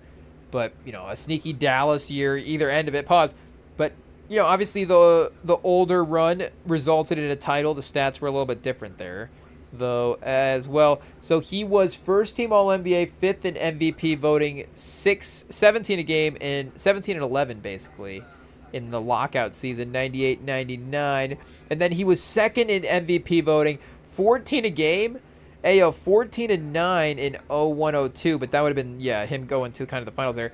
And then 18 and 9 in 02-03, so maybe doing a little more scoring here. Let's see, were they in the finals in 2-03? They were. Yeah, this was the Spurs year that they ended up losing that. So he did, obviously, Richard Jefferson, Kenyon Martin, Kerry Kittles, Lucius Harris. I mean, maybe in the modern NBA, do they just make one more trade?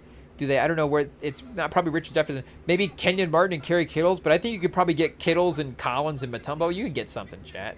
Scalabrini. They probably make one more move, though, contract situations, I don't know. And they did have... I guess we'd have to go back and double-check how the Vince Carter timeline played into all this as well. I guess playoffs here for Jason Kidd this year. 20 games. 20 a game in the playoffs. 8 assists. Yeah, Kenyon Martin at 19 a game in the playoffs that year as well, too. Stepping up his game. Jefferson with 14. Richard Jefferson.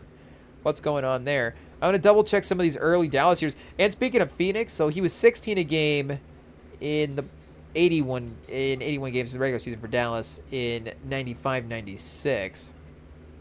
So that is pretty close number-wise to where he would be at, but his percentages were not the same. They're 38% in Dallas. I guess he wasn't always the most, high percentage player throughout the course of his career. Just kind of looking at the basic box scores. And did have quite a few playoff runs with Phoenix as well, too. 15 and 10 for Phoenix there. But, yeah, I guess the 20 a game in 02-03 has to be the move. 04-05, 17 a game. That playoffs, yeah, probably not. So we'll go there. 40% from the field, though. I think Brunson might have a chance to take this matchup just based on some of the box scores. But we'll go 02, 03 Kidd and put this matchup up. A battle of New York. The New York champions, I guess, conference champions. Jason Kidd could have at least gotten an Eastern Conference MVP if that would have been a thing back in the day. Eastern Conference Championship banner, obviously, for New Jersey as well, too, at the time. very similar, I guess, sort of, again, profiles as well, too, in terms of the physical matchup. But it says the post-up neutralizer against Tiny Archibald, even Dennis Johnson. Brunson could rely on his elite lower body strength to bully his way to the block. He could not do that against 0-3 Kid. Kid was built like a free safety. 6'4", 200 pounds of pure muscle. It says Kid regularly guarded elite shooting guards and small forwards. Has lateral quickness and absolute chest strength to absorb Brunson without giving up an inch of ground. Brunson's signature back down game gets completely stalled out here, and I guess maybe a little underrated in that factor than for a Kid. Maybe that sort of, would you call him a wing? But him being able to hang with the wings in that aspect, because again, you go, how does he fit into the modern NBA if he doesn't shoot the 3-pointers? That is a very legit way to obviously do that, is to be able to, on the other side, guard multiple positions. I was going to compare him. Is he Lou Dort? Obviously, Lou Dort with some passes, chat? Hey, yo. I think maybe Jason Kidd's a little bit, different than that. Even Lou Dort, throughout the course of his career, has probably been a more consistent 3-point shooter than obviously Kidd was. But, again, just in terms of that 3, even 4 maybe sometimes, I don't know. In the modern NBA, maybe he could get up to 4, guarding 4 spots as well. And then the floor spacing.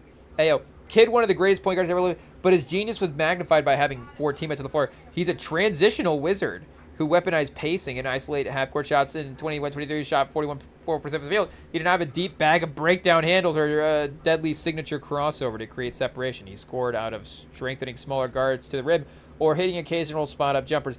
The 2-point math, again, Brunson's ability to pull up deep and knock down shots worth 2 points is the ultimate equalizer to Kidd's elite defense. Kidd is a decent shooter that year, 34% from deep, but never a weapon he looked to create off the dribble in isolation. Brunson can hit 3 or 4 2-pointers over tight defense just on pure shot-making talent. How the game plays out, grind to 11. Kidd makes life an absolute nightmare for Brunson early on. He uses his length to disrupt Brunson handles and force 2 turnovers right out of the gate. On offense, Kidd uses his size to advance Brunson back down. Hits ugly but effective. Brunson realizes he can't get to the rim against Kidd, so he adapts. He starts utilizing heavy screen fakes. So one-on-one, I think the AI is getting a little lost. Step backs and the hierarchy floaters. I guess these are really effective screen fakes. If Brunson is somehow in a one-on-one game, getting Jason Kidd to think that there is a screen on the way. But what do you say? Kidd's defense is suffocating, but Brunson's superior shot creation ticks him over to the 11-point line, 11-9. Hey, yo, the Battle of New York there, and those are the 2 numbers that we got. I don't know about that. The AI, But make and take, finish, pause. Now it's make and take it. Brunson's advantage is back in this point. And apparently, Brunson likes hitting 2-pointers after the make and take it as well, too. Gets up to 14-9. Kidd eventually gets the stop, using his massive hands to strip the ball on a Brunson crossover. Hey, yo, speaking of, chat, pause. What are we saying? Kidd goes on a run of his own, bruising his way to the basket. 3 straight physical layups, 14-12. Even Brunson misses a jumper. Oh, yeah, he cooked him, though. 21-15.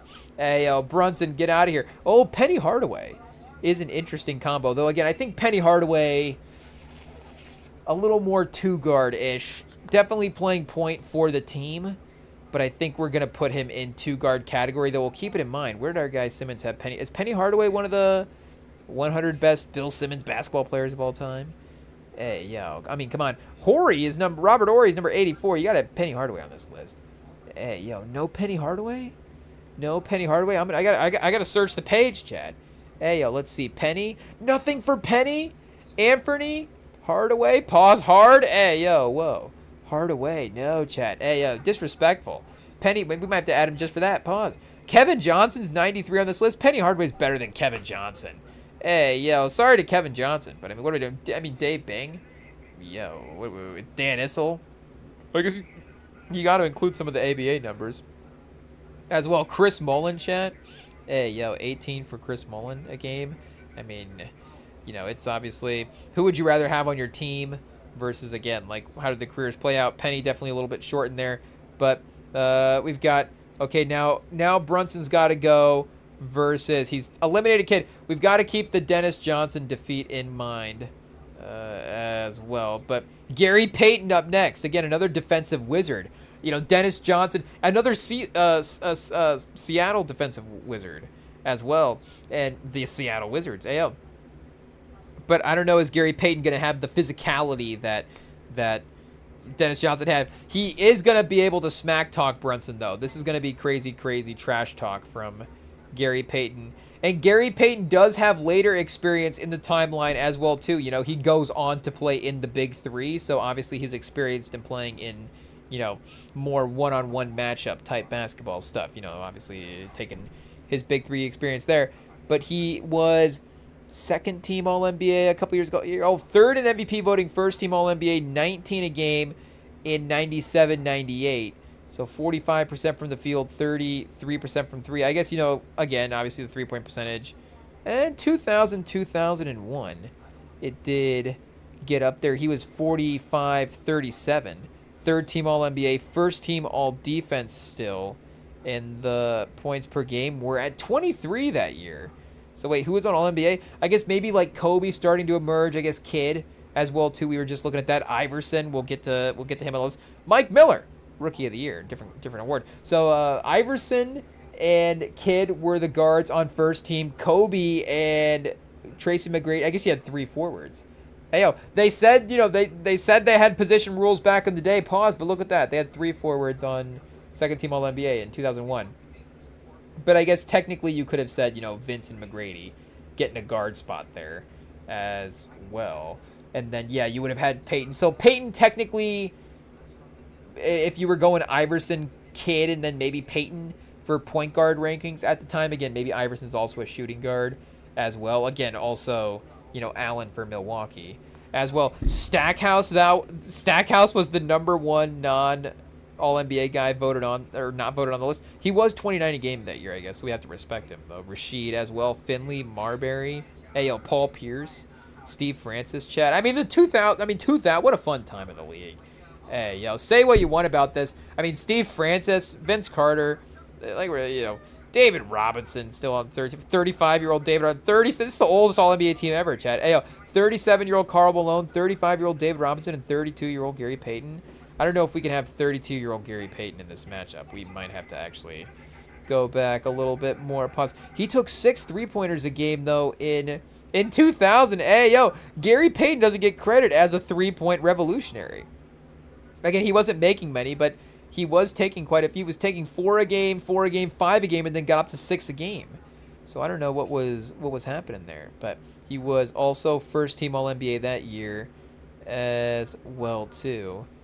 And let's see, again, the points per game. I mean, shout out. We love revisiting the Ginobili poster from the finals in 2014, but the highlight does keep popping up over the box score. So, only this time of the year after the Spurs losing the finals could we now, get annoyed by a Spurs finals of them in the highlight. It's like, what's the one thing that would be annoying when we need to see the stats for the live stream and the poster keeps popping up?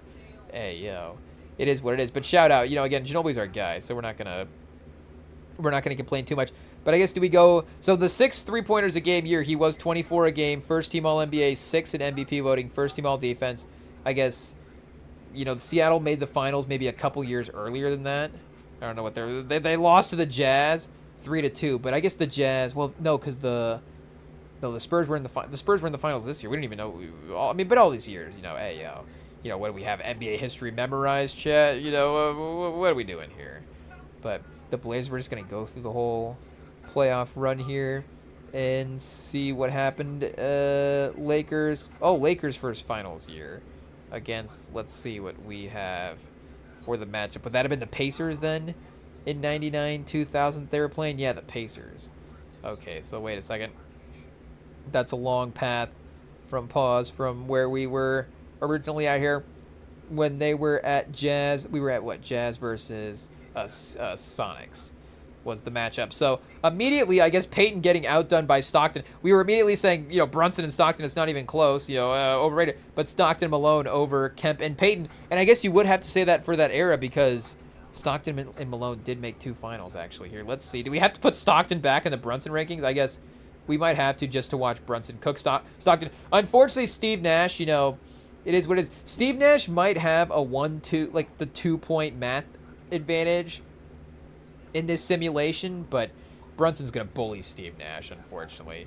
It is what it is. Steve Nash is not going to see the basketball. Again, I don't think he was, playing defense like that, but maybe he was a little underrated there. We don't want to discredit him. I guess he did also, Gary Payton, have a Defensive Player of the Year award, and he was for a while there. Was it Marcus Smart that broke the record, or broke the streak for backcourt guys winning Defensive Player of the Year? But second overall pick in 1990 as well, too. Again, you don't think of Gary Payton being like a number 2 overall draft pick and having that status, but obviously one of the great defensive guards that the league has seen. Do we have advanced numbers here for Gary Payton real quick? Can we see PER for his seasons 98-99? And I guess what year did they go to the finals? That was like 90, not 95, because that would have been, was it the first year of the second three-peat for the Bulls, or was it in that last year? Because they went Lakers, Blazers, Suns for their finals. So yeah, then it would have been Sonics, Jazz, or Jazz, Sonics, Jazz. I guess two of the would have been the matchups there that they had. Either way, but let's see here. Finals would have been, I guess, the finals for the Lakers in 03-04. But the finals, 95-96, they lost to Chicago in 6 games. So 95-96, Gary Payton here. Let's see what we've got. Was that the Defensive Player of the Year? It was. Second team All-NBA, 6th in MVP voting, so like right on the outside looking in. And I guess if you have MJ as one guard in 95-96, and then maybe Penny as well too that year. I don't know. Maybe we go back and see that. He was 17 a game in the playoffs in the season before. 20 a game in 21 games, 23 a game in 12, 24 a game in 10, 25 a game in 99-2000. We might end up having it's a toss up between 31-year-old Gary Payton and what do we say? Do we want Tenacious D, Tenacious D? Ayo, was that his rapper name? I guess that could have been a nickname. When was Tenacious D's Ayo pause? When was he active, chat? Let's see what we got here. Are we allowed to just Google search that? We'll see what happens. I guess we can't spell as well too. Or I guess the band. 94 for Jack Black and Kyle Gass. I forget. Did they stop for some reason? I forget. There was maybe some disagreement that they had, and they just walked off the stage recently. I don't know. The disagreement was Jack Black's making too much money making movies. I don't know, but I guess a rock band, so not a rap. Jack Black, not technically a rapper. I guess we'll have to see. But if he ever decides to branch out in the music that he makes, but could have been a nickname for Gary Payton as well too back in the day. Again, pause. But I think we have to go with 90, 95, 96 Gary Payton and take the finals, take the again the defense, and just assume that again the 48%. Obviously the 3-pointers were a little bit lower that year, but we'll see if he gets the stops against Brunson and has the the energy, the peak trash talking to keep up. Though, hey yo, Chad, I think we have to. Hey, I'm gonna cave. We're gonna sneaky go with 99-2000 and say that is. I guess because I don't know the scale of the Sonics team, and for the fun of it, why not? I guess we know the years, so we don't need to look it up. 99-2000, Gary Indiana Payton, Chad. Let's see what we got. Oh, that is a good nickname as well too. We could call him Gary Indiana Payton. Hey yo, he is in a good way a bit of a defensive wild card back then when he was playing. So obviously I don't know if there's a pop music connection between him and the glove. Oh, there it is. I was gonna say, what's the connection between him and MJ? It would be the glove, chat. It would be the glove. A master class in basketball psychology. We'll see. He was first team All-NBA, averaging 24 a night. Still arguably the most terrifying perimeter defender on earth. Whoa, on the planet at that time. Imagine, chat. That's speaking of that thing. Is there one guy on planet Earth you can't just get from somewhere and just throw out there and just be a better defender than Gary Payton? Just defense? I don't know. Probably not though. Again, shout out to Gary Payton. Relentless, non-stop psychological buzzsaw. Hey, yo, Gary Jigsaw Payton is another name that we could have there as well, too. Respectable from deep that year. It said GP wouldn't just try to guard Brunson. He would try to dismantle his soul while taking the moment from the check ball. You thought you were the champion? You're a boy out there. You can't back me down. I guess it's giving us some fake Gary Payton trash talk. Some very censored trash talk from our guy Gary Payton, family-friendly edition. Whoa, skipping ahead. Oh, spoiler alert. What do we got? The glove erases the modern bag. Jason Kidd has... Oh, I was saying, wait a second. We got the matchup here wrong. Jason Kidd has the side stop, Brunson, but GP has the hands. Pause. Whoa, hey, yo. 1999, 2000... Peyton was a defensive savant. He didn't just body you. He anticipated your handle. Brunson loves to execute low to the ground, heavily masterminded dribble sequences. Utilizing stop and go deceleration, was one of the few players quick enough to mirror that deceleration long enough to poke the ball loose from behind when Brunson tries to pivot. Post-up counterattack. Usually Brunson has post-up advantages, but, he hasn't had the advantage in any of these matchups.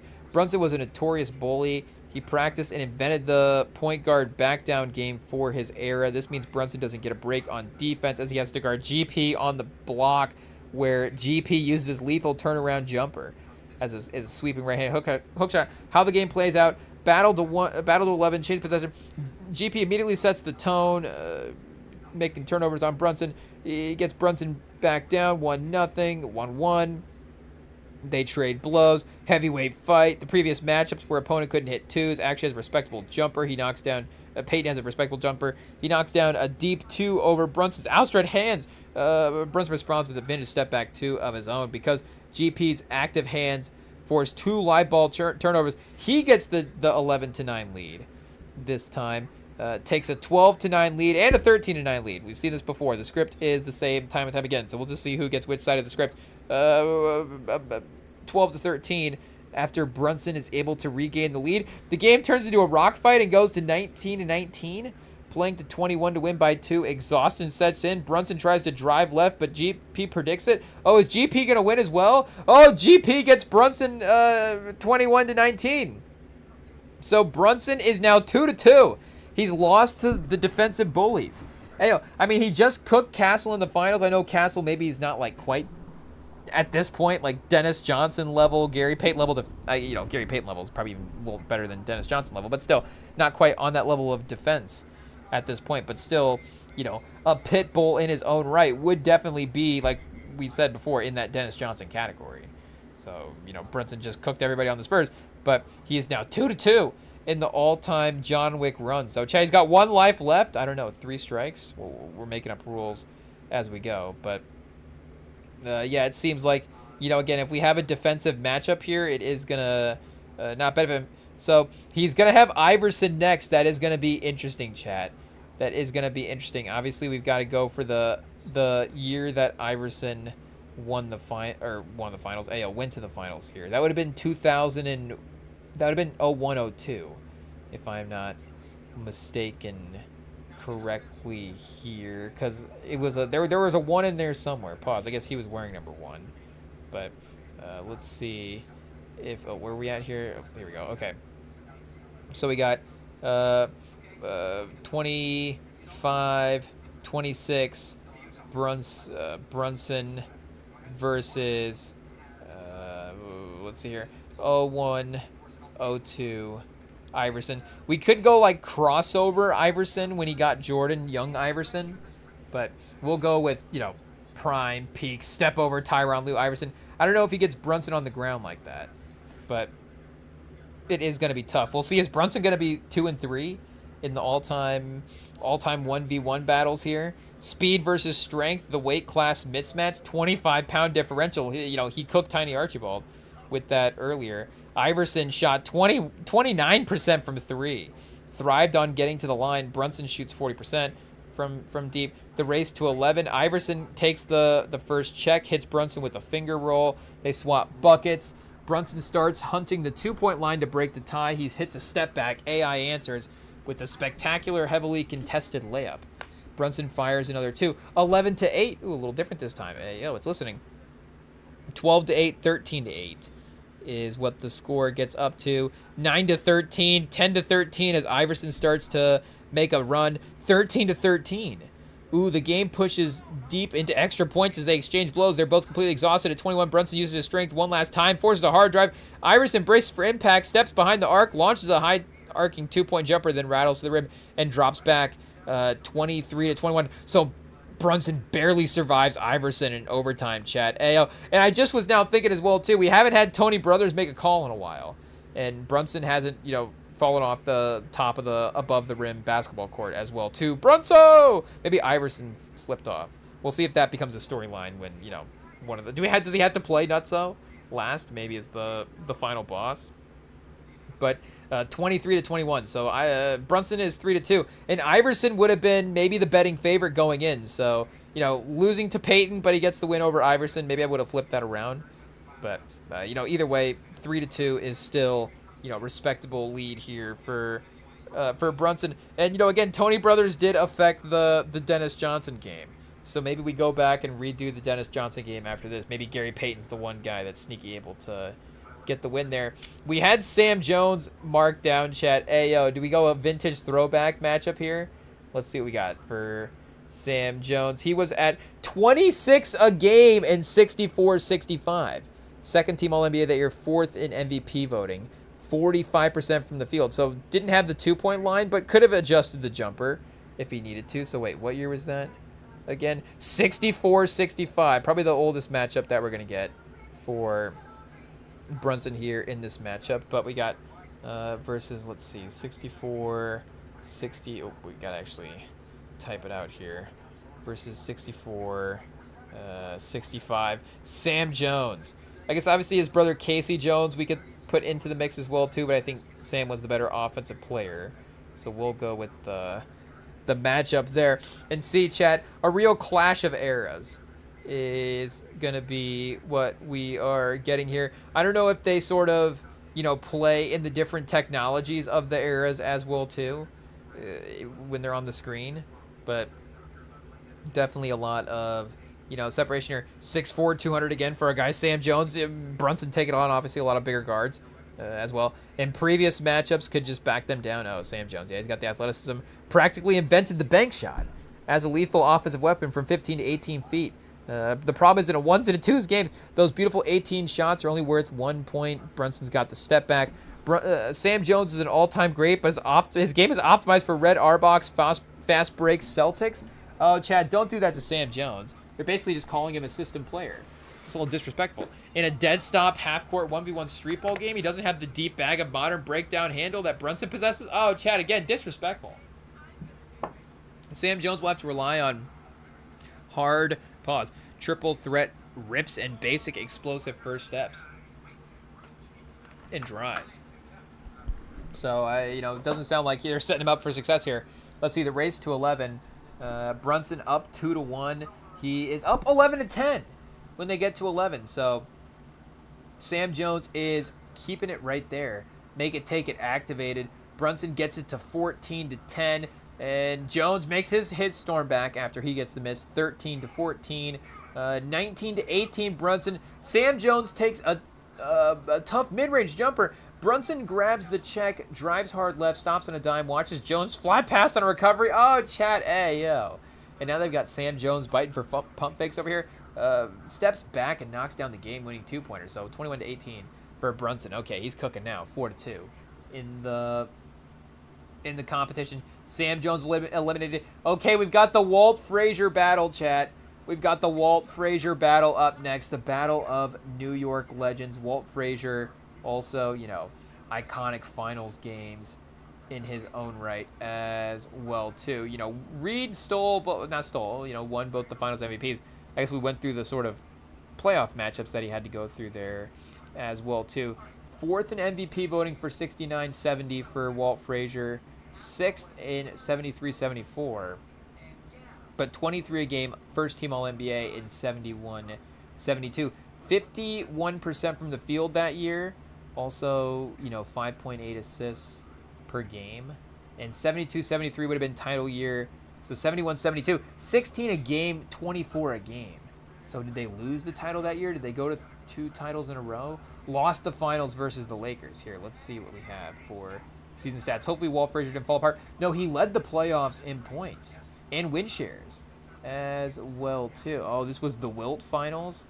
Hey, he finally got him and West finally getting their win. I guess you gotta shout him out for that in some ways. Especially Walt Frazier has more titles than Jerry West. Hey, But 25 a game in the playoffs for Gail Goodrich. In the finals for Gail Goodrich? Hey, yo, who was the finals MVP? Wilt. 19 and 23. I guess, 23 rebounds a game. Pretty dominant there. 60% from the field. Yeah, he was cooking. So who was he playing against? I don't know where Willis Reed was here. But Jerry Lucas maybe was the center. You have him, Bradley, Phil Jackson, DeBuscher. So yeah, Walt Frazier kind of alone in that place. But 23, 8, and 8. Again, just a crazy card. I think Frazier's going to get him here, Chad. I think Frazier's going to get him. So we're going to go with finals appearance making 71-72 Walt Frazier. And see if really, I guess, we have to save the New York battle for last. Even though maybe if we're following this ranking, Walt Frazier is not the, last one left to play. So pause. Up on the list again. He did make the finals pretty quickly into his career, but we do have some individual scoring seasons that we could go to as well. But I think we're gonna go with Mavs Heat finals run, Dwayne Wade, and see what is going on there. I guess that would be the 05-06 season for Wade when he made that run to the finals. Yeah, 27 a game in the regular season as well too. So it really does match just the the peak of his era. Anyways, he was 30 a game in 08-09. So got to sort of that elite scoring status there, and third in MVP voting, first team All NBA. We could definitely pick that. But 05-06, he was even still 49.5% from the field. The 17% from three is not going to be helpful here. But, again, Wade's athleticism and, Tony Brothers may be back. Can see if we can get an impact here. So we got versus 05-06 Wade in a battle of the great individual guard finals runs that we've had here in the 21st century. I kind of think Brunson's going to win this. Again, a younger Wade. If we went 08-09 Wade, maybe just the older Wade would have a little bit more, in his bag, a little bit more strength. I don't know. But young, just a little younger Wade, I think is going to be, a tough matchup here as well, too. Flash at his absolute terrifying apex. In this version, Wade has put together one of the most statistically dominant whistle-forcing finals performances in NBA history, combining his historic slitherness, I guess, what house is he in, chat? Slitherness, with the strength of a linebacker. Under our street ball rules, until 11, then make and take. Brunson faces an opponent who doesn't just match his physical tools, he completely eclipses them. So Wade is, I guess, going in with the advantage here, but with the non-factor from three. So the physical imbalance, Brunson's ultimate trump card against legendary guards is not a factor against Wade. Once again, the unstoppable first step in the half court 1v1 against zero defense. Space is defender's worst enemy. 06 Wade, arguably the most lethal, violent first step in basketball history. Whoa, his split second hesitation and crossover would leave Brunson gasping for air. Because there's no center waiting in the paint to contest the shot, every clean drive by Wade is automatic layup or a thunderous dunk. The shot blocking nightmare, that is true. Brunson scores in the paint through masterful deceleration, pump fakes, higher king floaters. Wade, however, statistically one of the great shot blocking guards ever to play the 6'10" wingspan and vertical pop. Wade doesn't just contest floaters, he swats them out of bounds. Wade takes the opening check and goes up 1-0. Brunson hits a 2 to go up 2-0.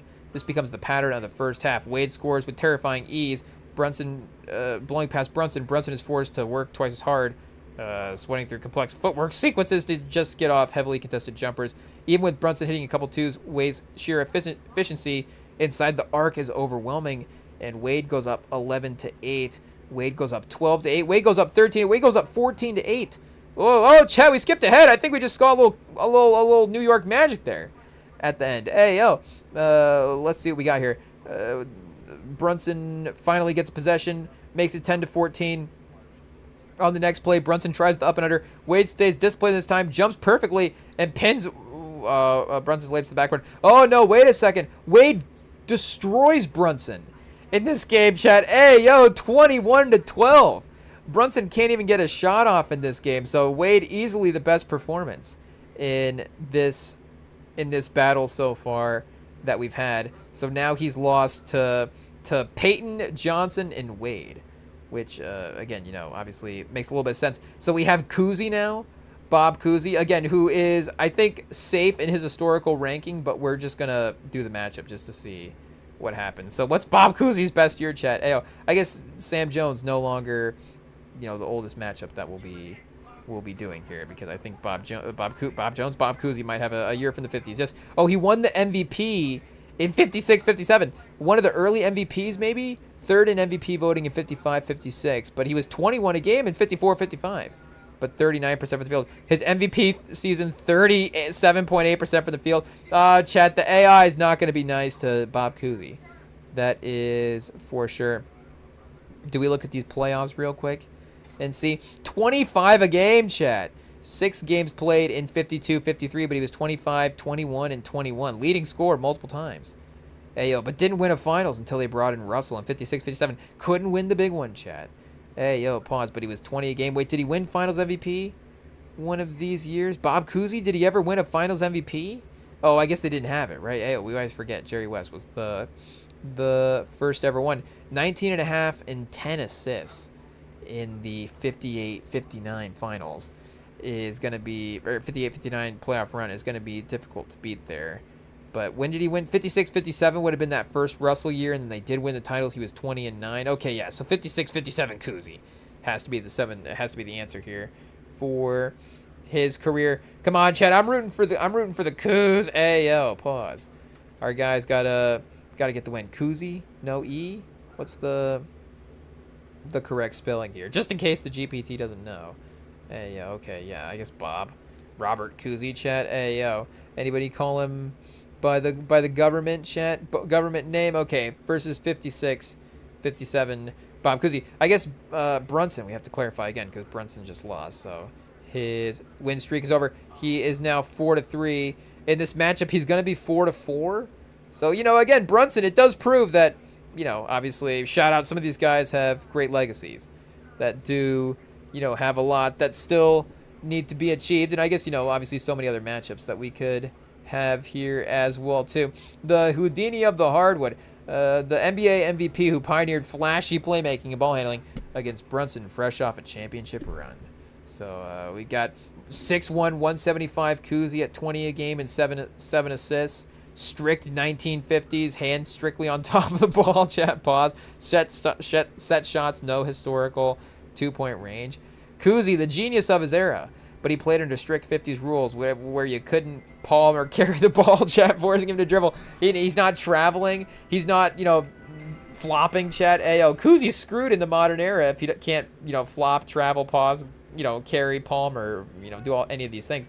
But Brunson's modern bag relies on hesitation, change of pace, micro carries that would have blown a 1957 referee's mind. I mean, maybe we tread lightly there for what 1957's refs were thinking. But Brunson's handle, infinitely more functional for creating space. Cousy, legendary floor general, so he's got no army, chat. That's going to be a problem. Brunson puts Cousy on his hip, walks him directly under the hoop. Cousy simply does not have the lower body mass. Whoa, chat. Hey, yo, pause. To stop Brunson from establishing deep post position. Math and efficiency. Cousy shot 37.8% from the field his MVP season. Oh, give him a break. Hey, yo, just adjust it slightly. He'll be fine in the modern NBA. He relied on running hook shots, driving layups, and set shots. He's like Xavier Simpson. Hey, yo, Brunson is an elite 3-level scorer because the deep shots were 2 points. Brunson's math is insurmountable. Hopefully, Cousy keeps it close. Oh, Chad. Hey, yo, that's so disrespectful. That's so disrespectful. 11-4 by the time we get to the make it, take it. Is Cousy even going to get to double digits? Let's see what happens here. 21-6 for Cousy, chat. We have to contest that real quick. That's not even reasonable. Hey, yo. We got Cousy over here, 6-time champ, chat. Hey, yo. That's disrespectful to just the eras of the league. I mean, again, we're not here to get into an argument with it, but I mean, we just have to make that known real quick to get that into the system that Cousy is a legend. It says feels like massive disrespect. Here's why the scoring gap is so brutal in this format. Dribbling rules, pause. I mean, again, like he can't like Brunson's just gonna steal it. Like that doesn't mean that Kuzi can't keep the basketball away from the defender. Just because the rules are different, if that makes sense. Like Brunson still's not gonna. Brunson can literally walk Kuzi down to the paint using his lower body strength. Now that is gonna be an issue, but I think Brunson's gotten some wins when that was a thing there as well too. Kuzi's era didn't have the 3-point line, so he never developed 24-foot pull-up jumper. So, again, Kuzi's obviously career, far superior than any of these guys today. Kuzi would be the best guard in the league today. Not even close, chat. Do we need to do, like, Kuzi versus Darius Garland? Like, who's, like, a, sub 180-pound guard that Kuzi can match up against? I don't know. I guess... Kuzi versus Dylan Harper is Dylan Harper just cooking Kuzi, chat. Again, like, at what point do we just have to say that Kuzi's going to get respect? Like, like, do we just have to ask, who can Bob Cousy win against in 2026? Because, again, like, what was Patty Mills, 2026 Patty Mills? Strictly post up, no shooting. Here's where Bob Cousy's matches up beautifully. And strictly post up, non-shooting big men. Oh wait, the target traditional modern centers who have 0%. So Bob Cousy versus Rudy Gobert. I mean, Rudy Gobert. We've seen in the clips of Rudy Gobert like looking good in the one-on-one matchups. Pause. Like that clip against Wemby. It's like Gobert's cooking. Ben Simmons. Now I'm going the other way. I'm like Ben Simmons is gonna cook Bob Cousy, but it's like what are they? They're saying. Bob Cousy doesn't have the lower body strength to stop Brunson, but he's going to stop 6'9" Ben Simmons. Like, I don't understand. Who's this guy running? Yeah, PJ Tucker. Oh, Duncan Robinson versus Bob Cousy. Now there we go. That's a matchup. That is a matchup right there. I think Bob Cousy is cooking Duncan Robinson. Not even close. It says fellow early era pioneers. The ultimate vintage battle. Slater Martin or Dick McGuire. Yep, chat. Those are the pioneers of the NBA, aren't they? Slater Martin, Dick McGuire, but yeah, obviously Cousy was one of the best of his era. That's the point. That's why we're bringing him into the modern NBA to see how it compares against those guys. So that's a little disrespectful that it says that Duncan Robinson's the best player in 26 that Bob Cousy can match up against.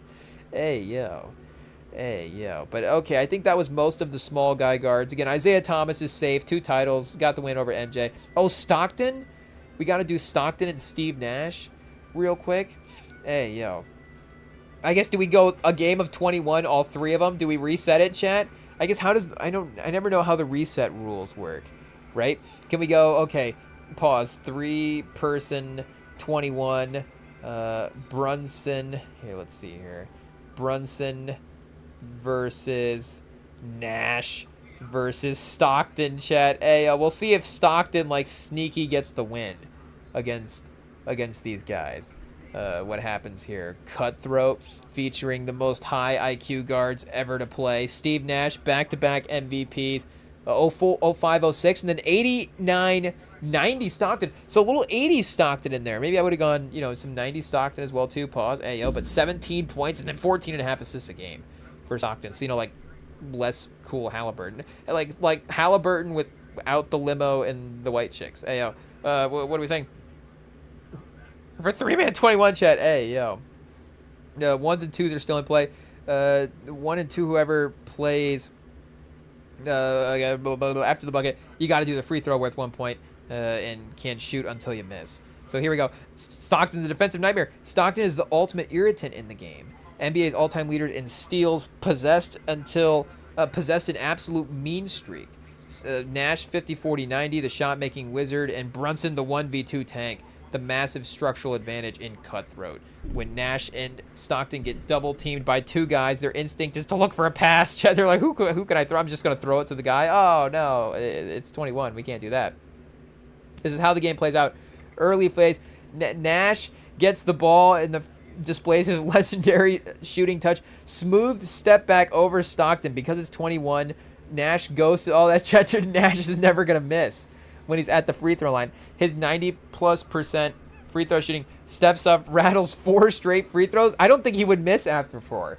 We might have to put in a rule. I'm trying to think. I feel like we have made a rule of, like, I feel like a 2 free throw rule is what I've usually played at the park. Like, I don't think I've ever played where you can win the game at the free throw. You score and then just win the game at the free throw line. Maybe 3, but usually there's a cap on free throws. So we don't have to put in fake Steve Nash misses the 4th free throw, because that is, I didn't think about that. That would be funny. Nash and Stockton just hit the first bucket and just never give it up if that's the rules. Pause. But Stockton gets the rebound. Brunson apparently uninvolved here. Plays his standard mistake-free basketball, hard drive, pause, hits 2 free throws, 6-3. Brunson gets his first possession at 0 points, realizes that if he tries to dance on the perimeter, Stockton's quick hands will strip him. Pause. So Stockton tries to take the ball to the high post. Even with Nash and Stockton both collapsing on him, Brunson uses lower body strength, knocking down 5 straight free throws. Cooks his way right back into the game. The 2-point era at the end, as they all approach the high teens, the defense gets incredibly tight. Stockton is racking up steals. Nash at 18. Brunson is 17. Stockton at 14. Nash gets the ball back. I didn't think this was going to be between Nash and Brunson, but I thought it was going to be Brunson and Stockton, if anything. Stockton plays him tight, forcing him left. Nash drives. Oh, Chad, Nash's 2-point apparently becomes an issue. So splash, 2 points. Nash hits 20. He steps into the free throw line for the game winner with Brunson and Stock staring at him. Nash calmly drains the free throw, hits 21. So final score, Nash 21, Brunson 17, Stockton 14. So Nash, the shooting does help. The free throw shooting did help in this version of the game. So maybe in a one-on-one versus Brunson actually wins, but with the extra free throws there, Steve Nash does get a little bit of advantage. Okay, so now time for the legendary matchup that we were all waiting for, chat. 71-72. We got, 25, 26, Jalen Brunson versus New York legend, 1971-1972, best dressed man of all time, Walt Frazier, maybe only second to Frank Lucas in the mink coat. But here we go. 19 Brunso, Chad. I guess we'll leave it at Brunso in the typo because that's what we need him. He's going to fall off the skyscraper at the end of this one. Brunso! Hey, yo. Okay, we'll see what happens. The battle for New York supremacy, the battle for all-time rankings. We'll see where Brunson ends up at the end of the night. The ultimate New York Knicks royalty showdown, the absolute zenith. Walt Frazier, smooth, cool as ice maestro against Brunson, who is now the champion. Back on the playground.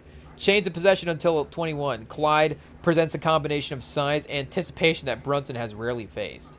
So we got physicality, mirror. Brunson, the standard blueprint, again, is gone. Clyde, a master thief. I guess why he's named Clyde, right? Bonnie and Clyde. But it says Clyde is always ripping it. Pause. Hey, Brunson leaves the ball unprotected even for a millisecond during a pivot.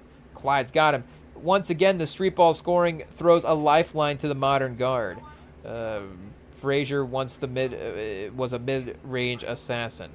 Battle to 11. We've got 11-9. Brunson has the edge there to start the game. And then the make-it-take-it finale. Brunson plays a snail pace, forcing Frazier to respect his drive and step back. Massive 2, 13-9. Clears it. Brilliant pump fake. Frazier out of position, 14-9. Frazier gets the stop. The run that we've seen time and time again. We've got 10-14, 11-14, 12-14. But with the 2-point deficit in the massive decline at 17-19, Clyde misses a contested turnaround from the elbow. Brunson snags the rebound, takes it behind the line, faces up, drives hard right, stops on a dime, utilizes the modern hesitation to create an inch of daylight, buries a cold-hearted 2-pointed jumper for the win. So we got him, Chad. He's the New York legend. I guess, he doesn't have the suits, unfortunately. Maybe the complete opposite of fashion compared to Walt Frazier. With all due respect to Brunson. Seems just kind of like a bit of a basic athlete, like dry fit short, t-shirt. Like I'm just going to kind of wear whatever the team I'm playing for t-shirt is at the time when I'm around the house. And then, dry fit shorts.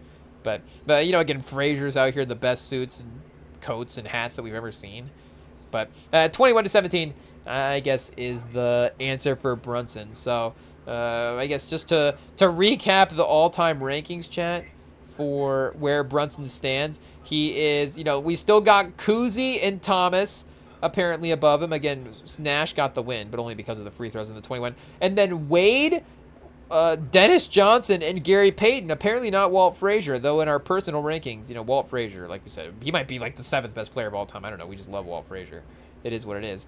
But, apparently, Wade we're still considering as well, too. And I guess, like we're saying, Gary Payton and Dennis Johnson. But Brunson passed Jason Kidd. He passed Allen Iverson. He passed Sam Jones. And, Bob Cousy apparently as well, too. But yeah, so, the top 50 ranking could potentially be there as well. But, and he passed Tiny Archibald in the 1v1. But, either way, they're the champions. New York has their ring. When they showed the graphic of, like, New York is the champion and they had the logo actually on the screen there, I was like, wait, I was like, the only time I've ever seen this is in 2K. Hey, yo. Like, I can't believe it actually isn't real life. Brunson, he did it. So, obviously we got to give them their credit there. San Antonio, I don't even know if we want to think about it. I'm sure, we've got the offseason to prepare for the next season. Hey, yo, and maybe the offseason, it will be a part of that. But, I mean, like, will it be a part of that? Hey, yo, I guess unless, Giannis just goes to Boston or something. But, either way, we made it, I think, through a technical difficulty-free live stream. Do we just destroy our hopes here, chat, and see that we didn't at the end of the night? But I think we did. I think we made it. I think we got there. Testing 1, 2, 3. I think we did it, chat. Boom. So our post-finals recap, we can finally move on and leave the season behind us. And I guess, only complain about the Spurs going forward. So if you want to hear that, stay tuned to the live stream here at the Rem and Sam Pod. Follow the podcast feeds. Hit us up at Rem and Sam Pod on Instagram if you want to send us a message. Let us know Brunson versus Walt Frazier. If we could get the New York old heads in the chat, if they want to DM a Spurs fan at this time, I'm sure there'll be a lot of smack talking there. But if they want to talk about Walt Frazier versus Brunson as well too, let us know. But yeah, I guess with the makeup for technical difficulties tonight, we'll probably be back Wednesday night, Monday, Wednesday, Friday here this week. But I guess, if we're live tomorrow, join us tomorrow night. We'll see you then. But otherwise, yeah, enjoy the next day here, and we'll see you guys probably Wednesday night. So subscribe.